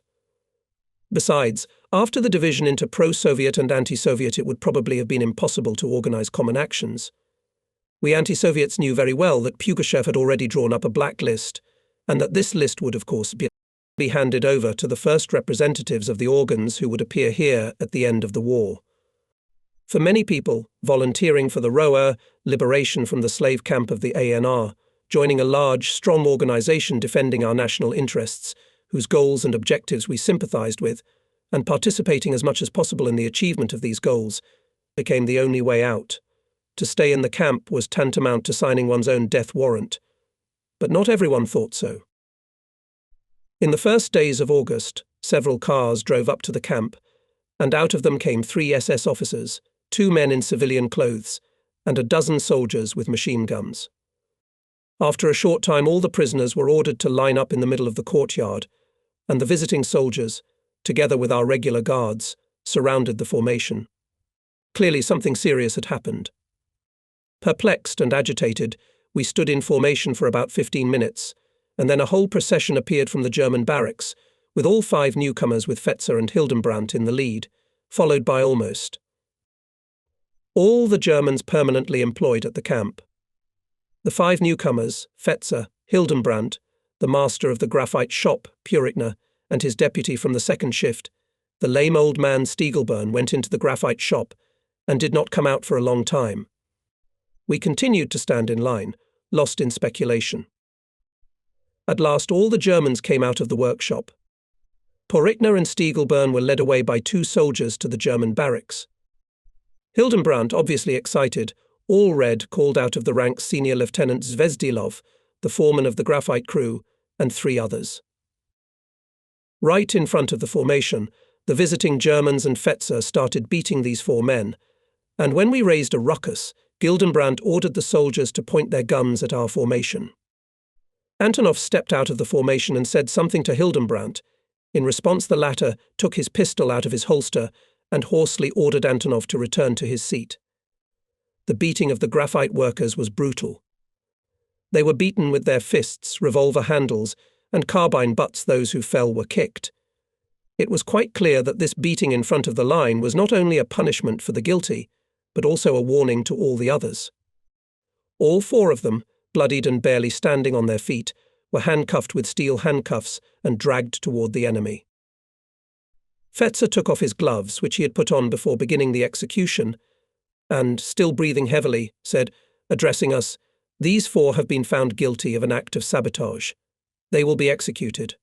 All return to their workplaces. Everyone working in the graphite workshop, stay where you are." When we returned, Kolmberg, who had been head of the drawing shop after Prof.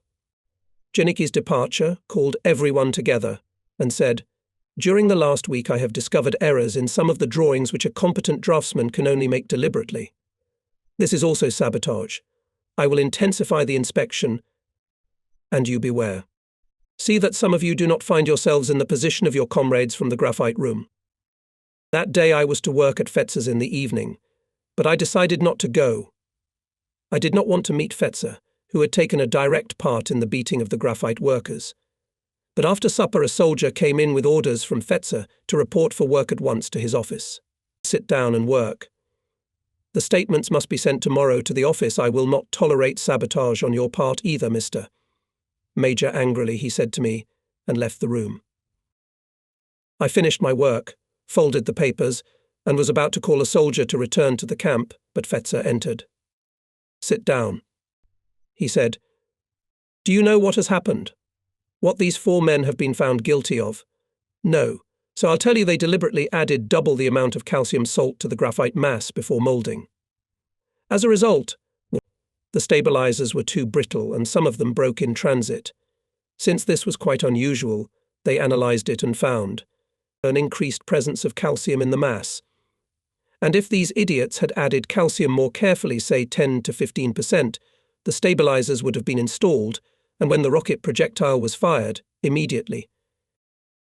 Upon changing the angle of ascent, the projectile would have fallen to the ground and exploded in the immediate vicinity of the launch site. Do you realize what would have happened?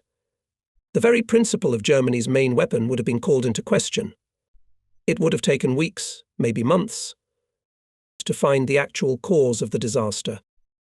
I know you all resent the scene of punishment in front of the formation, but I am sure that if you were in my place, under the proper circumstances, when caught red-handed, the saboteurs who have done great harm to the cause to which you are personally devoted in body and soul, and you might lose your cool and impulsively use physical force against the rogue saboteurs, I replied.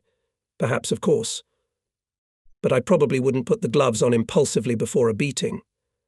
With Fetzer, relations soured badly. The next day I, Bedritsky, Lyashenko, Melnikov, and 5 others wrote applications to volunteer for the Russian Liberation Army. Alexander Rodionov, a member of our small group, did not want to follow our example. I don't think it's the right move. I'm not sure Vlasov has worthy aims.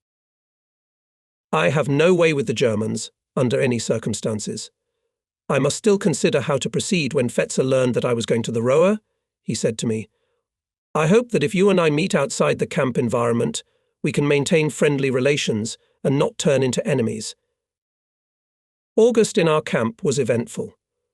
3 days after the incident in the graphite room, the Germans arrested the head of the room where the graphite workers lived, Partog Captain Pugachev and Dr. Andriusha, as we called the paramedic in charge of the first aid station and the hospital room.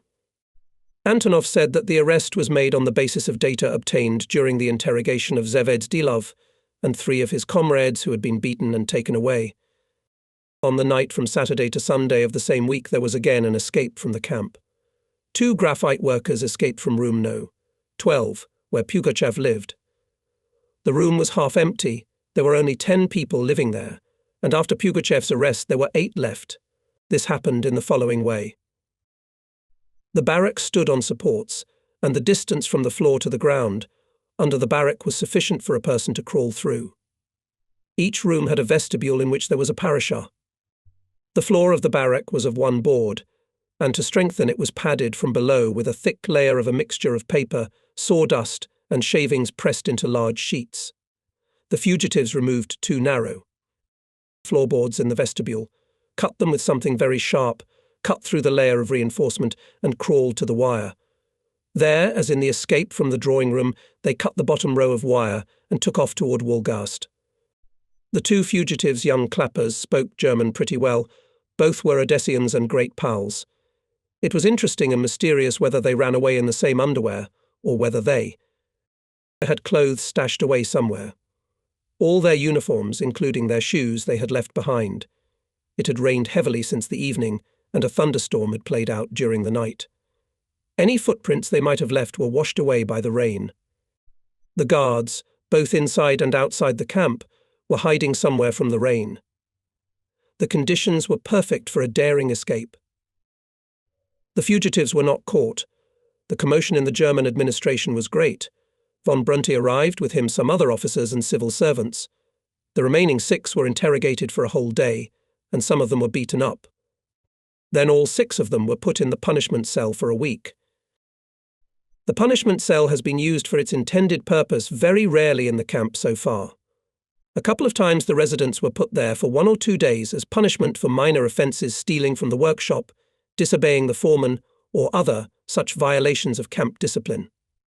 Now 6 people were squeezed into the small room, measuring 2 by 3 meters. No matter how much these unfortunates swore that they had seen and heard nothing, no matter how much they proved to the Germans interrogating them that the mere fact that they had not run away, but remained in the room, testified to their innocence, they were punished, and punished very severely. 6 people in a small concrete sack, with an iron roof and a narrow window over the concrete floor, at a temperature outside of 40 degrees Celsius. Inside the punishment cell the temperature was much higher. The unfortunate prisoners were literally suffocating in their confinement. They told me later that they took turns lying down on the floor, pressing their faces against the slit under the door to catch their breath. The regime was very strict.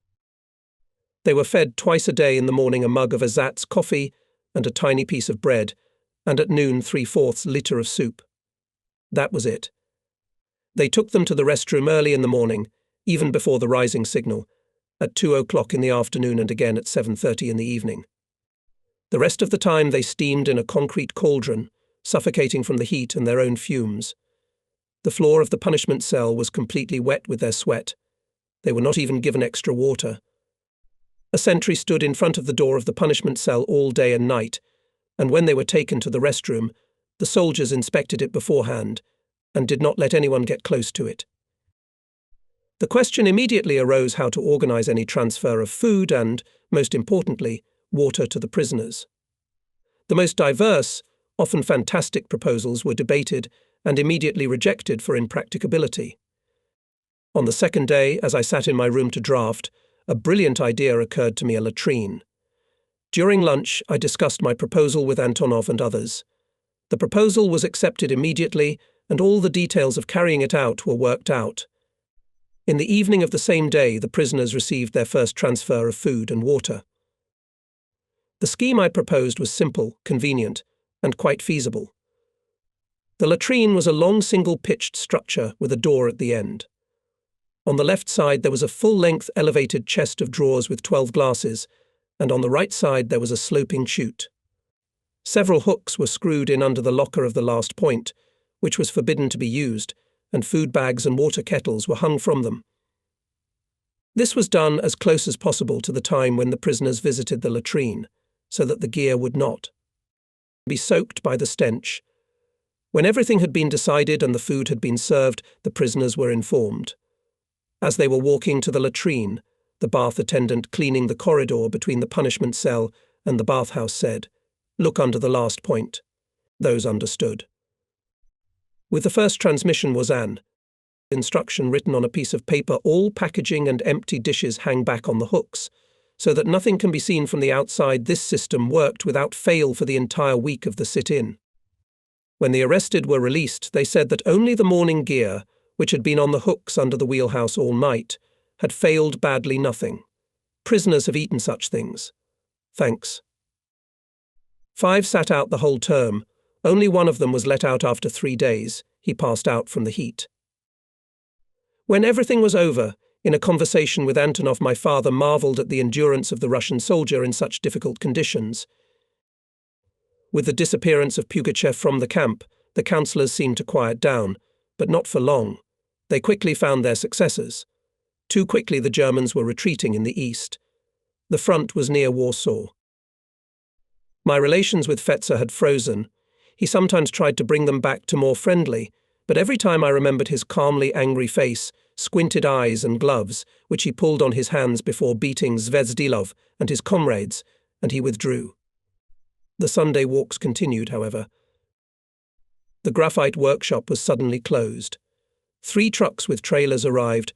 All the equipment was dismantled, loaded onto cars and taken out of the camp.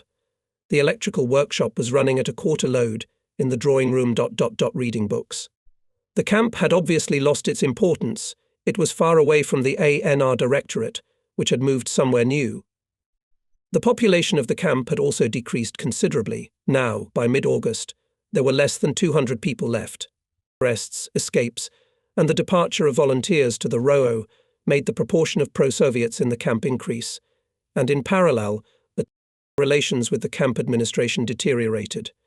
The prisoners became more arrogant, disobedient, if I may put it this way, more aggressive, and therefore the administration became more picky, harsh and less inclined to various manifestations of humanity. Probably the Germans themselves did not know what to do with this small and now meaningless camp of Soviet engineer prisoners of war. Rodionov, who did not want to go free through the doors of the rower, together with us, quite unexpectedly, was the first of us to be free, using quite different doors.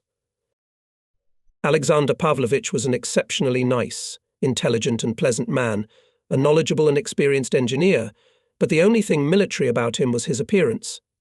Large, strong, physically handsome blonde, he was gentle, soft, indecisive and sentimental, like a young lady institute. And of course his refusal to join us was mainly based on his dislike of all military things. Everyone in the camp treated him very well, including the councillors when I thought about him, and the approaching end. I was sure that he would sit until that end and perish somewhere in the Siberian camps, which are probably already being prepared for our brother traitors and traitors who dared to break their oath and surrender alive. One day Semyon came to me in my workroom in the drafting room and told me that some German woman, young and beautiful, not exactly an acquaintance, not exactly a distant relative, had come to see Frolik, and that she was very interested in Rodionov. And her name was Elsa, and she spoke Russian without any accent. That's how it began. When I chose the moment to tell Alexander about it, he almost fainted from surprise. It turned out that this was the same cousin, who had bailed him out of captivity in Riga, and then facilitated his transfer from the special regime camp on the island of Rügen to us, in Wolgast. And the most interesting thing was that she was not his cousin at all, but his wife, not married, not registered, but his wife. The purpose of her coming to Wolgast soon became clear. She wanted to steal her Alec, as she called him, from captivity. The seeming absurdity of this lady's desire soon turned into an almost 100% chance of success. When Semyon, who often met Elsa in the house of Frolik, where his unmarried wife Shura also lived and worked, told me in detail the escape plan Elsa had worked out, I was struck by its simplicity, its almost complete safety, and its unconditional attainability. According to this plan, on one of the next Sundays during a walk in the forest, Elsa would be waiting with a car and a faithful man, the chauffeur, in a certain place on the road, passing near one of our favourite glades, and hidden from view by a thicket of tall bushes. Rodionov will need only a few minutes to get out through the thicket to the road unnoticed by Fetzer and the soldiers of the guard. This must be done at least 45 minutes before the end of our walk. Thus, when Rodionov's disappearance is discovered, he will already be at a distance of 35 to 40 kilometers from Wolgast, on his way to the estate of Aunt Elsa, located somewhere in Württemberg. In the truck loaded with carrots, Rodionov has already made a camouflaged hiding place for him to stay during the journey. If by the time Rodionov reached the road, Elsie's truck was not there for some reason, Alex should return to the clearing in peace. Success depended only on precise coordination of actions mine and Rodionov's in the camp and during the walk, and Elsa's and her drivers on the road in the forest. Only 4 people, and Rodionov himself, were to know about the escape and its preparation. In the camp, me and Semyon, and on the outside Elsa and her trusted chauffeur. Semyon and I liked the plan, and we enthusiastically agreed to assist in its realization. This plan had the main things that could ensure success: outside help, fast and reliable transportation, and a place where the fugitive could be hidden indefinitely. When I told Rodionov himself about the forthcoming kidnapping of the captive Rodionov, he at first resolutely refused for fear of failure and subsequent return to the special regime camp. The memory of almost a year's stay in such a camp left a deep trace in Alexander's psyche. It took a lot of effort to finally get his consent to the realization of Elsa's plan. At his inertness, which he himself recognized, he would certainly, at the end of the story, would be in the hands of the NKVD, and then he would be forever separated from Elsa, whom he apparently loved very much, and would die in Soviet prisons. My entreaties and proofs, Elsa's frequent notes brought to him by Semyon, succeeded. The escape was set for the last Sunday in August. It turned out that the circle of conspirators had widened. Elsa had initiated Vera into her plan. They had become friends from the very first days of Elsa's stay at Frolich's. For Semyon and me, the whole story of Rodionov's escape became a challenge to the Germans in general, and to Fetzer in particular. To steal one of the prisoners from under Fetzer's nose, and to steal it so that no trace of it remained, was extremely tempting, especially as the risk, after all, was not great. On the day of the escape, I was to ensure that Rodionov was in the group of walkers, at a certain moment to give a sign to Rodionov, and when he moved to the bushes separating the clearing from the road, to organize a diversion, and distract the general attention, including Fetzer and the soldiers of the guard. For the diversion, I decided to sacrifice for a couple of days my friendly relations with Bedritsky and to cause an explosion of his temperament. I, of course, was very worried when finally after lunch the command sounded, "Everyone who is on a walk, go to the gate." We went out, lined up in a column of 2 people. As usual, in front went Fetzer and me. In order to come to the right clearing, I immediately started some very philosophical argument with Fetzer, knowing that he would get into excitement, would not pay attention to the road, and in fact the whole group would be led by me. Everything turned out exactly according to the plan thought out and memorized. At exactly the appointed time, Rodionov came to the bushes, went a little deeper into the thicket, pretending that he was fulfilling his natural needs, and then began to break branches with leaves brightly coloured in autumn colours, and put them in a bouquet. This moment was determined to be exactly 3 o'clock in the afternoon.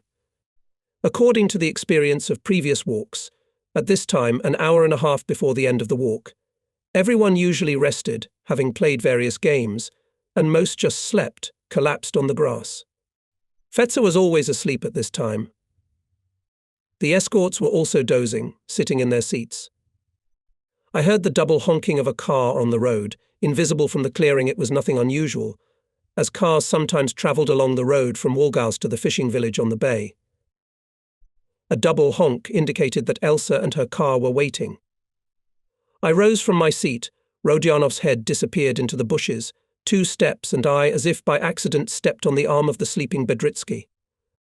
When he indignantly swore, I did not apologize, but on the contrary scolded him. The enraged Bedritsky rushed at me with fists. I took a defensive position. To prevent a fight, everyone jumped up from their seats and rushed to separate us. From the road came the noise of a passing car, In the heat of the scandal, no one paid attention to it. Woke up Fetzer calmed Bedritsky and me, reproaching us for lack of restraint. I apologized to Bedritsky, but he pouted and laid down on the grass again. So did I. At 4.30 Fetzer commanded formation. Rodionov had disappeared. At first we thought he had fallen asleep in the bushes, began to look for him, then some suggested that maybe he was sick. Rodionov, according to the plan, imitated unwell for several days in a row. Everyone was perplexed. No one could assume that the soft, indecisive, often lethargic and apathetic Sasha Rodionov had run away. Some speculated that maybe Rodionov himself had returned to the camp. He was certainly not in camp. All our group was locked up in one room immediately after arrival, and almost until morning they were summoned for interrogation one by one. In the dining room there was a whole commission headed by an SS officer who had arrived urgently from Peenemünde.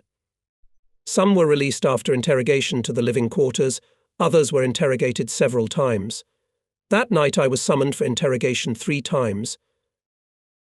The story of Rodionov's disappearance was the main topic of conversation for several weeks. Now Rodionov was endowed with some special qualities. He seemed to many people now cunning, secretive, duplicitous in his own mind. They remembered that at work at Bauer he talked to Polish workers. It came to the point that they began to suspect in him an agent, some NKVD agent, and others Gestapo agent. Fetzer simply fell ill. He, of course, received the strongest reprimand from his superiors, and obviously on instructions from above, the camp tightened the screws. Payment for our work stopped, so my work in Fetzer's office also stopped. Work crews continued to work at the neighborhood bars, with a much stronger escort and a categorical prohibition of any contact with the civilian population. However, the manufacture and sale of toys continued even more intensively than before, as the amount of work in the workshops decreased and decreased.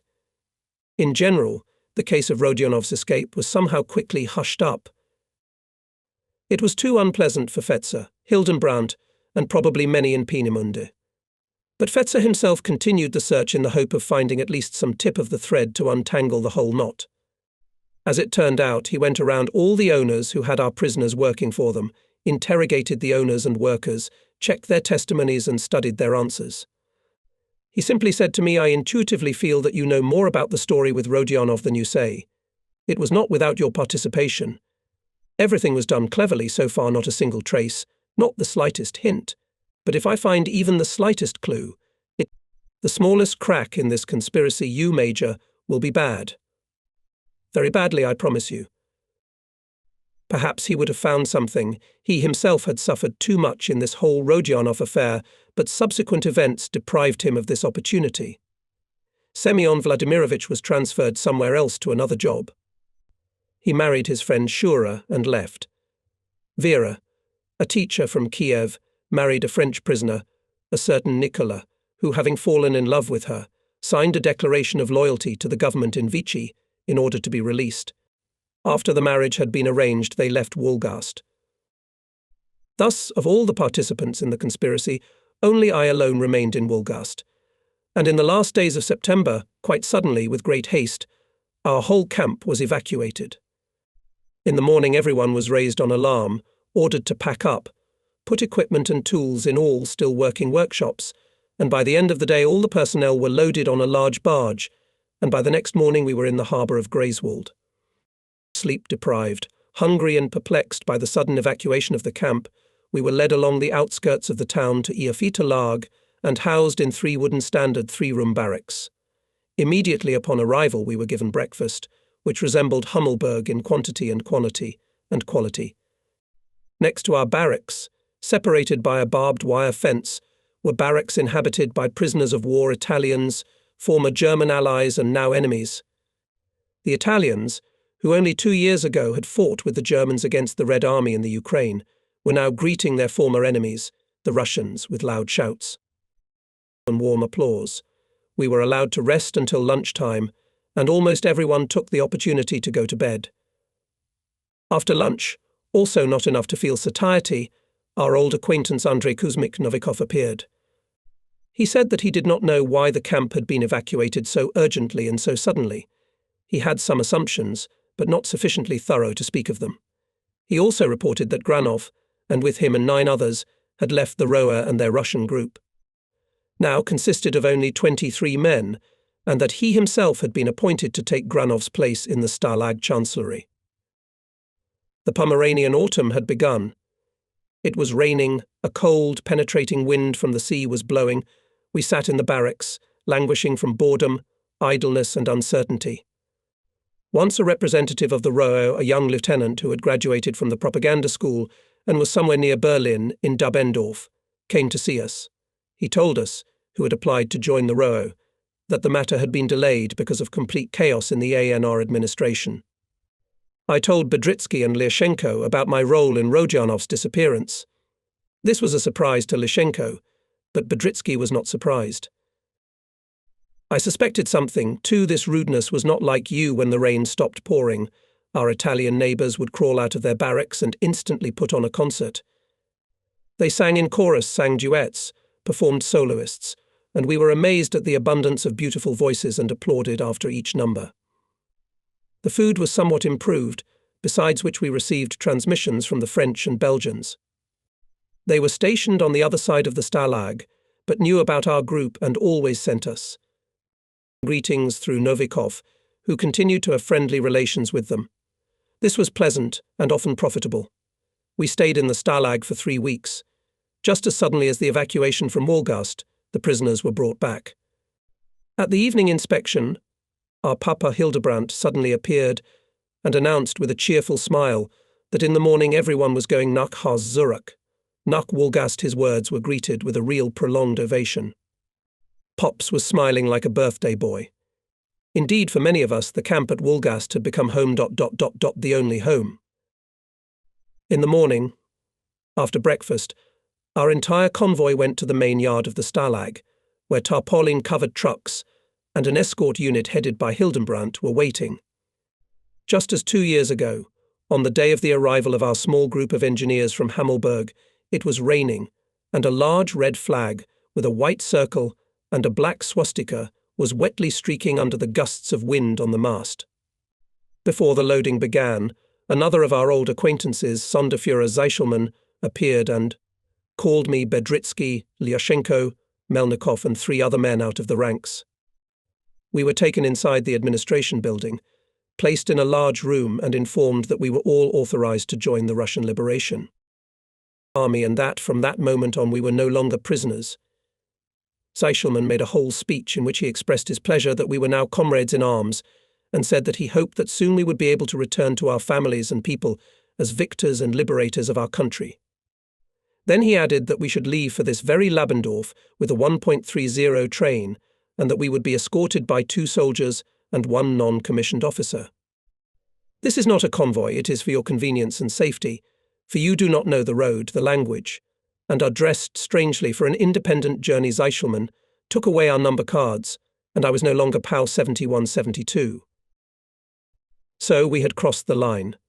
Everyone sat in silence, and each in his own way, though with a great deal of commonality, experienced this moment. Until that day we had all been Soviet citizens, loyal or not, adherents of the Bolshevik system or oppositionists, shouting hurrah to Comrade Stalin or only opening our mouths for camouflage. But we had all been Soviet, and now we had become soldiers of the new Russian army, anti-Soviet allied, for the purpose of overthrowing communist power to Hitler, with Hitler against Stalin. And there is, and can be no return to the past. For this moment I like, of course. Others had been preparing myself for the whole of the last year, but still, when the moment came, it was necessary to live it. The choice had been made, and the consequences of the choice were more than unclear. In fact, we who had declared our voluntary desire to join the ROO knew very little about the size and strength of this organization, about the actual framework of relations between Azov's headquarters and the German command, and about many other things that determine the position of an officer in a Russian army organized in the territory of the enemy Soviet Russia for the purpose of overthrowing its government. One intelligent and good man who worked in the drafting office, upon learning of my decision to go to the ROE, said to me, "One must be driven to the point of despair to consciously make a choice between an external enemy and an internal enemy in favor of the external one. I personally cannot do this. although I know what I will have to endure if I live to the moment when I again find myself in the hands of the internal enemy. For myself, I decided otherwise.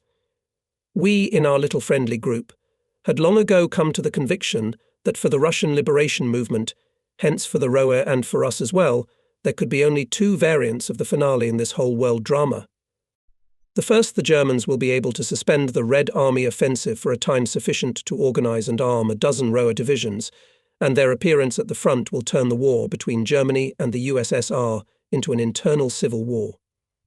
The right propaganda of ideas and the right policy of the Roa in contact with the Red Army units, and the population should have provided a decisive turn of events and lead the country to liberation from the yoke of communism.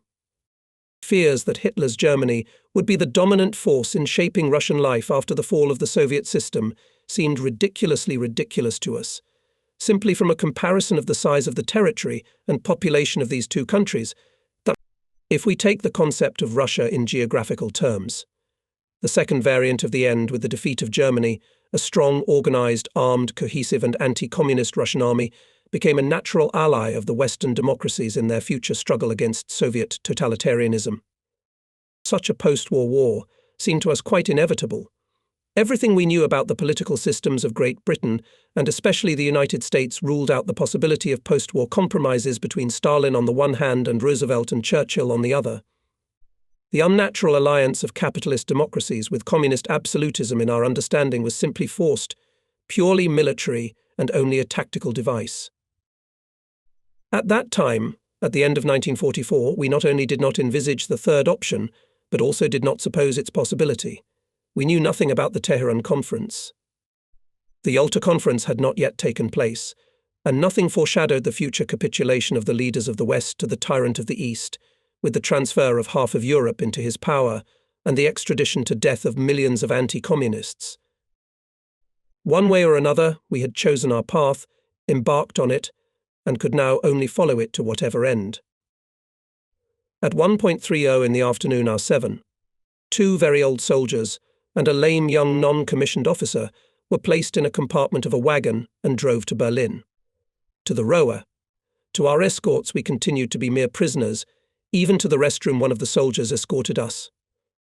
All three of them were frowning, tired, preoccupied and silent, and in this they did not differ from other Germans. In the mass of the people, too, the smiles and laughter had disappeared. Everyone spoke with serious faces, in a low voice. I remembered how one Italian prisoner, who had been on the Russian front in 1942 and was now sitting behind the wire in Stalag Greifswald, told me all Europe hates Germans, Hitler, Nazism and all of Germany. Germans know this and understand the reasons for this hatred. But the fear of the coming wave of communism is also shared by almost all European peoples. We were supposed to arrive at Labendorf by 7 o'clock in the evening, but on the way the train was stopped twice because of air raid alarms. We arrived at the gate of the Roa camp, through the dark streets of the small town, illuminated by blue lamps in deep caps, after 10 o'clock. We were received at the gatehouse by the officer on duty and taken to the kitchen, where we were given dinner, and then the whole group was taken to a half-empty room in the barracks, and offered to rest. The officer who met us said that we were free until morning, and that in the morning, after breakfast, we should go through the reception committee, receive our allowances, uniforms and assignments. During breakfast in the common dining room, our group, standing out among the masses with its still captive garb, did not attract much attention. It was a common phenomenon here. More and more former prisoners of war and Roa volunteers were arriving. I learned that Ogarinov and Granov were working at Vlasov's headquarters, and that others from our camp in Wolgast had already been assigned to the 1st and 2nd divisions. We were also told that on July 20th there was an attempt on Hitler's life, but it was unsuccessful. He got off with a few scratches and a fright, but here in Dabendorf there was panic, because the connection between the group of German officers who organized the assassination attempt and those who promoted the ideas of the Roa was suspected at the top. Vlasov himself and General Trukhin, the camp commander at Dabendorf, were hidden somewhere for the time being until the storm subsided. After breakfast we returned to the barracks, where we spent the night, and all except me and Lyashenko were immediately summoned for procedures. After a while, an officer, with the epaulettes of a major on his shoulders, middle-aged and trim, came to our room. He introduced himself as Major Pshenichny and said an unpleasant complication has occurred with your enlistment in the RAF. Gentlemen, at the request of the organization for which you are enlisted, what is it called? Hier ist Peenemunde, or something. The Wehrmacht has revoked its permit. And you must return to your place of work today. Does this apply to our whole group? I asked. No, just the two of you, replied Pshenichny. Why and how this happened, Major Pshenichny did not know. Last night, even before our group arrived, a dispatch was received from the Wehrmacht concerning only me and Lyashenko. It was a great blow to us. Why just the two of us? Major Pshenichny said that in the morning it was reported to the head of the school, General Trukhin, and the latter gave the order to send us back to the NAR. He explained, enrollment of prisoners in the RAF takes place only when the Wehrmacht removes them from the category of prisoners of war, and until that happens, you are outside the jurisdiction of the RAF, and we here, including General Trukhin and even Vlasov himself, are absolutely powerless to do anything about it. We asked for an appointment with General Trukhin, and in half an hour he received us. Wheat led us to a separate small barrack. It was a large room, furnished with cabinet furniture, with a large desk in the middle. As soon as we had time to look around, General Trukhin entered. Tall, thin, very pleasant-looking, he was obviously embarrassed by the occasion and his own impotence. We stood up and saluted. The general shook hands with us. Please be seated, gentlemen, he said in a soft, chesty voice. I know your whole story. It is very unpleasant to me, but I cannot help you radically at this minute. I will at once take steps to have you both released from captivity as soon as possible and enlisted in the rower, but now you will have to go back to your camp. Mr. General. I exclaimed, this is an unheard of mockery. It is, I know all that, Major. I know what you have to say, and, without listening to you, I agree to everything in advance. But, I repeat, you will have to put up with it and go back. For a short time. I promise you both that I will achieve and, after a rather long pause, he added, believe me, I understand your condition, and all the bitterness of resentment, and all the rage for your unceremonious, callous, and rude treatment. But understand mine. It may be even more bitter. I, the general and chief of this whole institution, have no right to tell them to leave you alone. Goodbye. I hope it will soon be different, and we will speak differently, and they will be forced to listen to us. It's very hard for me to say this. You both have to go back to the POW camp. I give you my word that I will not rest until you and I meet again in this room, under happier circumstances for you and for me. Goodbye, Mr. Officers. Leaving a note addressed to Bedritsky, we found ourselves again on the train, accompanied by the same lame undersecretary who had brought us to Dubendorf.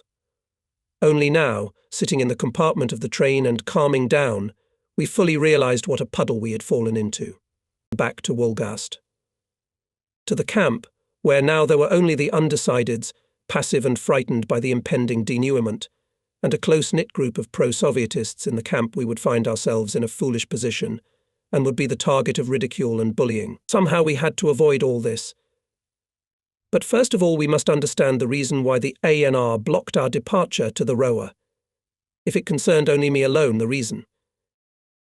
For the ANR's objections could have been that I was a petty officer of a drafting unit that was still in operation, but the fact that Lyashenko was in the same position confused the cards. He was a rank-and-file draftsman, and there were 15 men like him who had already left for the rower. Besides, the foreman of the carpenter's shop, Captain Boyko, and Colonel Ogarinov, our Russian commandant, were released from captivity to the rower without delay or complications. We decided that this was simply a bureaucratic error in the ANR Chancellery, without any serious basis. Departing from this assumption, we decided to act upon our arrival in Wolgast to make a great scandal and demand our sending to Stalag, where we would wait for clarification of the situation and the results of General Trukhin's actions. We came to the camp from Wolgast station about 3 o'clock in the afternoon. All the prisoners were at work. We were met by the familiar soldiers of the guard and led into the office by a smiling and satisfied Papa Hildenbrandt, who greeted us with a Nach Haus on our return. Fetzer also appeared, also with a smile on his face, and with the caustic remark, "That's it." The number failed, but when we told our camp authorities that we would not go to the camp, and that if they wanted to send us there, they should beat us senseless and take our bodies there, the smiles disappeared from their faces. It was quite clear that both of them were confused. They tried to reason with us, to frighten us with reprisals and punishments, with the punishment cell, with special regime camps. But we stood firmly on our own. We would not go alive, and they would have to drag us to the camp if we were insensitive. Outraged and irritated by our desperate and determined resistance, Giddenbrandt and Fetzer ordered us to be locked up in one of the rooms of the German barracks. We ourselves were in a state close to hysteria, and sat locked up almost silently for more than 2 hours, waiting for the results of our revolution, but we came out victorious. At about 6 o'clock in the evening a car came from the Stalag, and we were taken to Greifswald. In parting, Fetzer said, "Damn you, where in Russia you have such lunatics. In the Stalag you'll be put in jail and a kutuska." I really hope so. But we were not put in the kutuska. Instead, we were led to an empty barrack. We found ourselves in a room with 16 empty beds, a couple of tables and a dozen chairs, and a row of standard individual lockers against the wall. And not a single person. A German soldier brought us dry evening rations, a decent jug of coffee, and locked us up until morning. Our barracks was in the block where Serbian prisoners lived. In the morning at 7:30 a non-commissioned officer came and said that we would receive our rations in the neighbouring barracks where the Serbs lived. Relations with the Serbs quickly improved. This group had been in captivity since the beginning of the war, and had settled in very well. They all received Red Cross parcels, and their camp rations were not fully utilised, so Lyashenko and I could eat as much as we wanted. But as for the Red Cross delicacies, the Serb brothers were stingy and rarely offered treats. They were generally rather primitive people, little interested in what was going on outside their little world, and spent their time in a kind of ball game or in endless quarrels and swearing among themselves, but rather unkindly. A non-commissioned officer who came to see us in the morning turned out to be the chief of the Serbian bloc. He said that after lunch he would come for us and take us to the Sonderführer at the Stalag office. And indeed, after 1 o'clock the non-commissioner appeared again, and took us to the very office where all our 7 rower volunteers had only 2 days before received congratulations on the occasion of their release from captivity and the beginning of their careers in the army of General Vlasov. We were met by Zeichelman. In a long, very rambling speech he apologized for the misunderstanding and justified it. But it is all absolutely nothing. For a short while you will both stay in the Stalag while the paperwork is finalized, and you will go to your assignments. Absolutely sure. But you will wait a few days, and so you won't be bored. You'll be helping me with the library of Russian books. It will be absolutely interesting for you. The word absolutely was obviously a favorite word in the Sonderführer's vocabulary. It was absolutely interesting. There was nothing to help. Zeichelman gave us no work. We were absolutely free and read. There were quite a few books, and many were unknown. For the first time in my life I began to read the Bible. Then I read white emigre literature translated from German magazines, freshly published political pamphlets of the Roa and German propaganda publications in Russian. The fame of the 2 Russian officers who had agreed to collaborate with the Germans spread quickly through the camp. The Serbs, in whose block we lived with Lyashenko, were rather indifferent to it, but the French and Belgians reacted much more sharply. The way from the Serb block to Zeichelman's office was along the fence, enclosing the part of the camp where the French and Belgian prisoners lived, and every time Lyashenko and I passed by, we were insulted and scolded. It was always very unpleasant. In all probability, the French were told about us by Russian prisoners working in the camp chancellery and maintaining very friendly relations with the Franco-Belgian bloc, not without mercantile interests. Now the clerks were very reserved towards us. And here the German defeat in the war was approaching. The pole of power had shifted compared to the time when in 1942 a group of draughtsmen stopped here for a few days on their way to Wolgast. Things were different then. Then it was still Heil Hitler, now it was Long Live Stalin. Lyashenko perceived this hostility of the French and Belgians very painfully.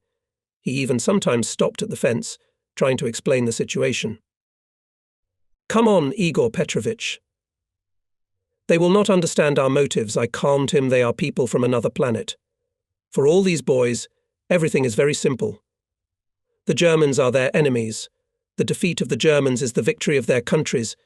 It is the return of each of them home, to the familiar life, to familiar conditions, to loved ones, to everything that they love, respect and appreciate.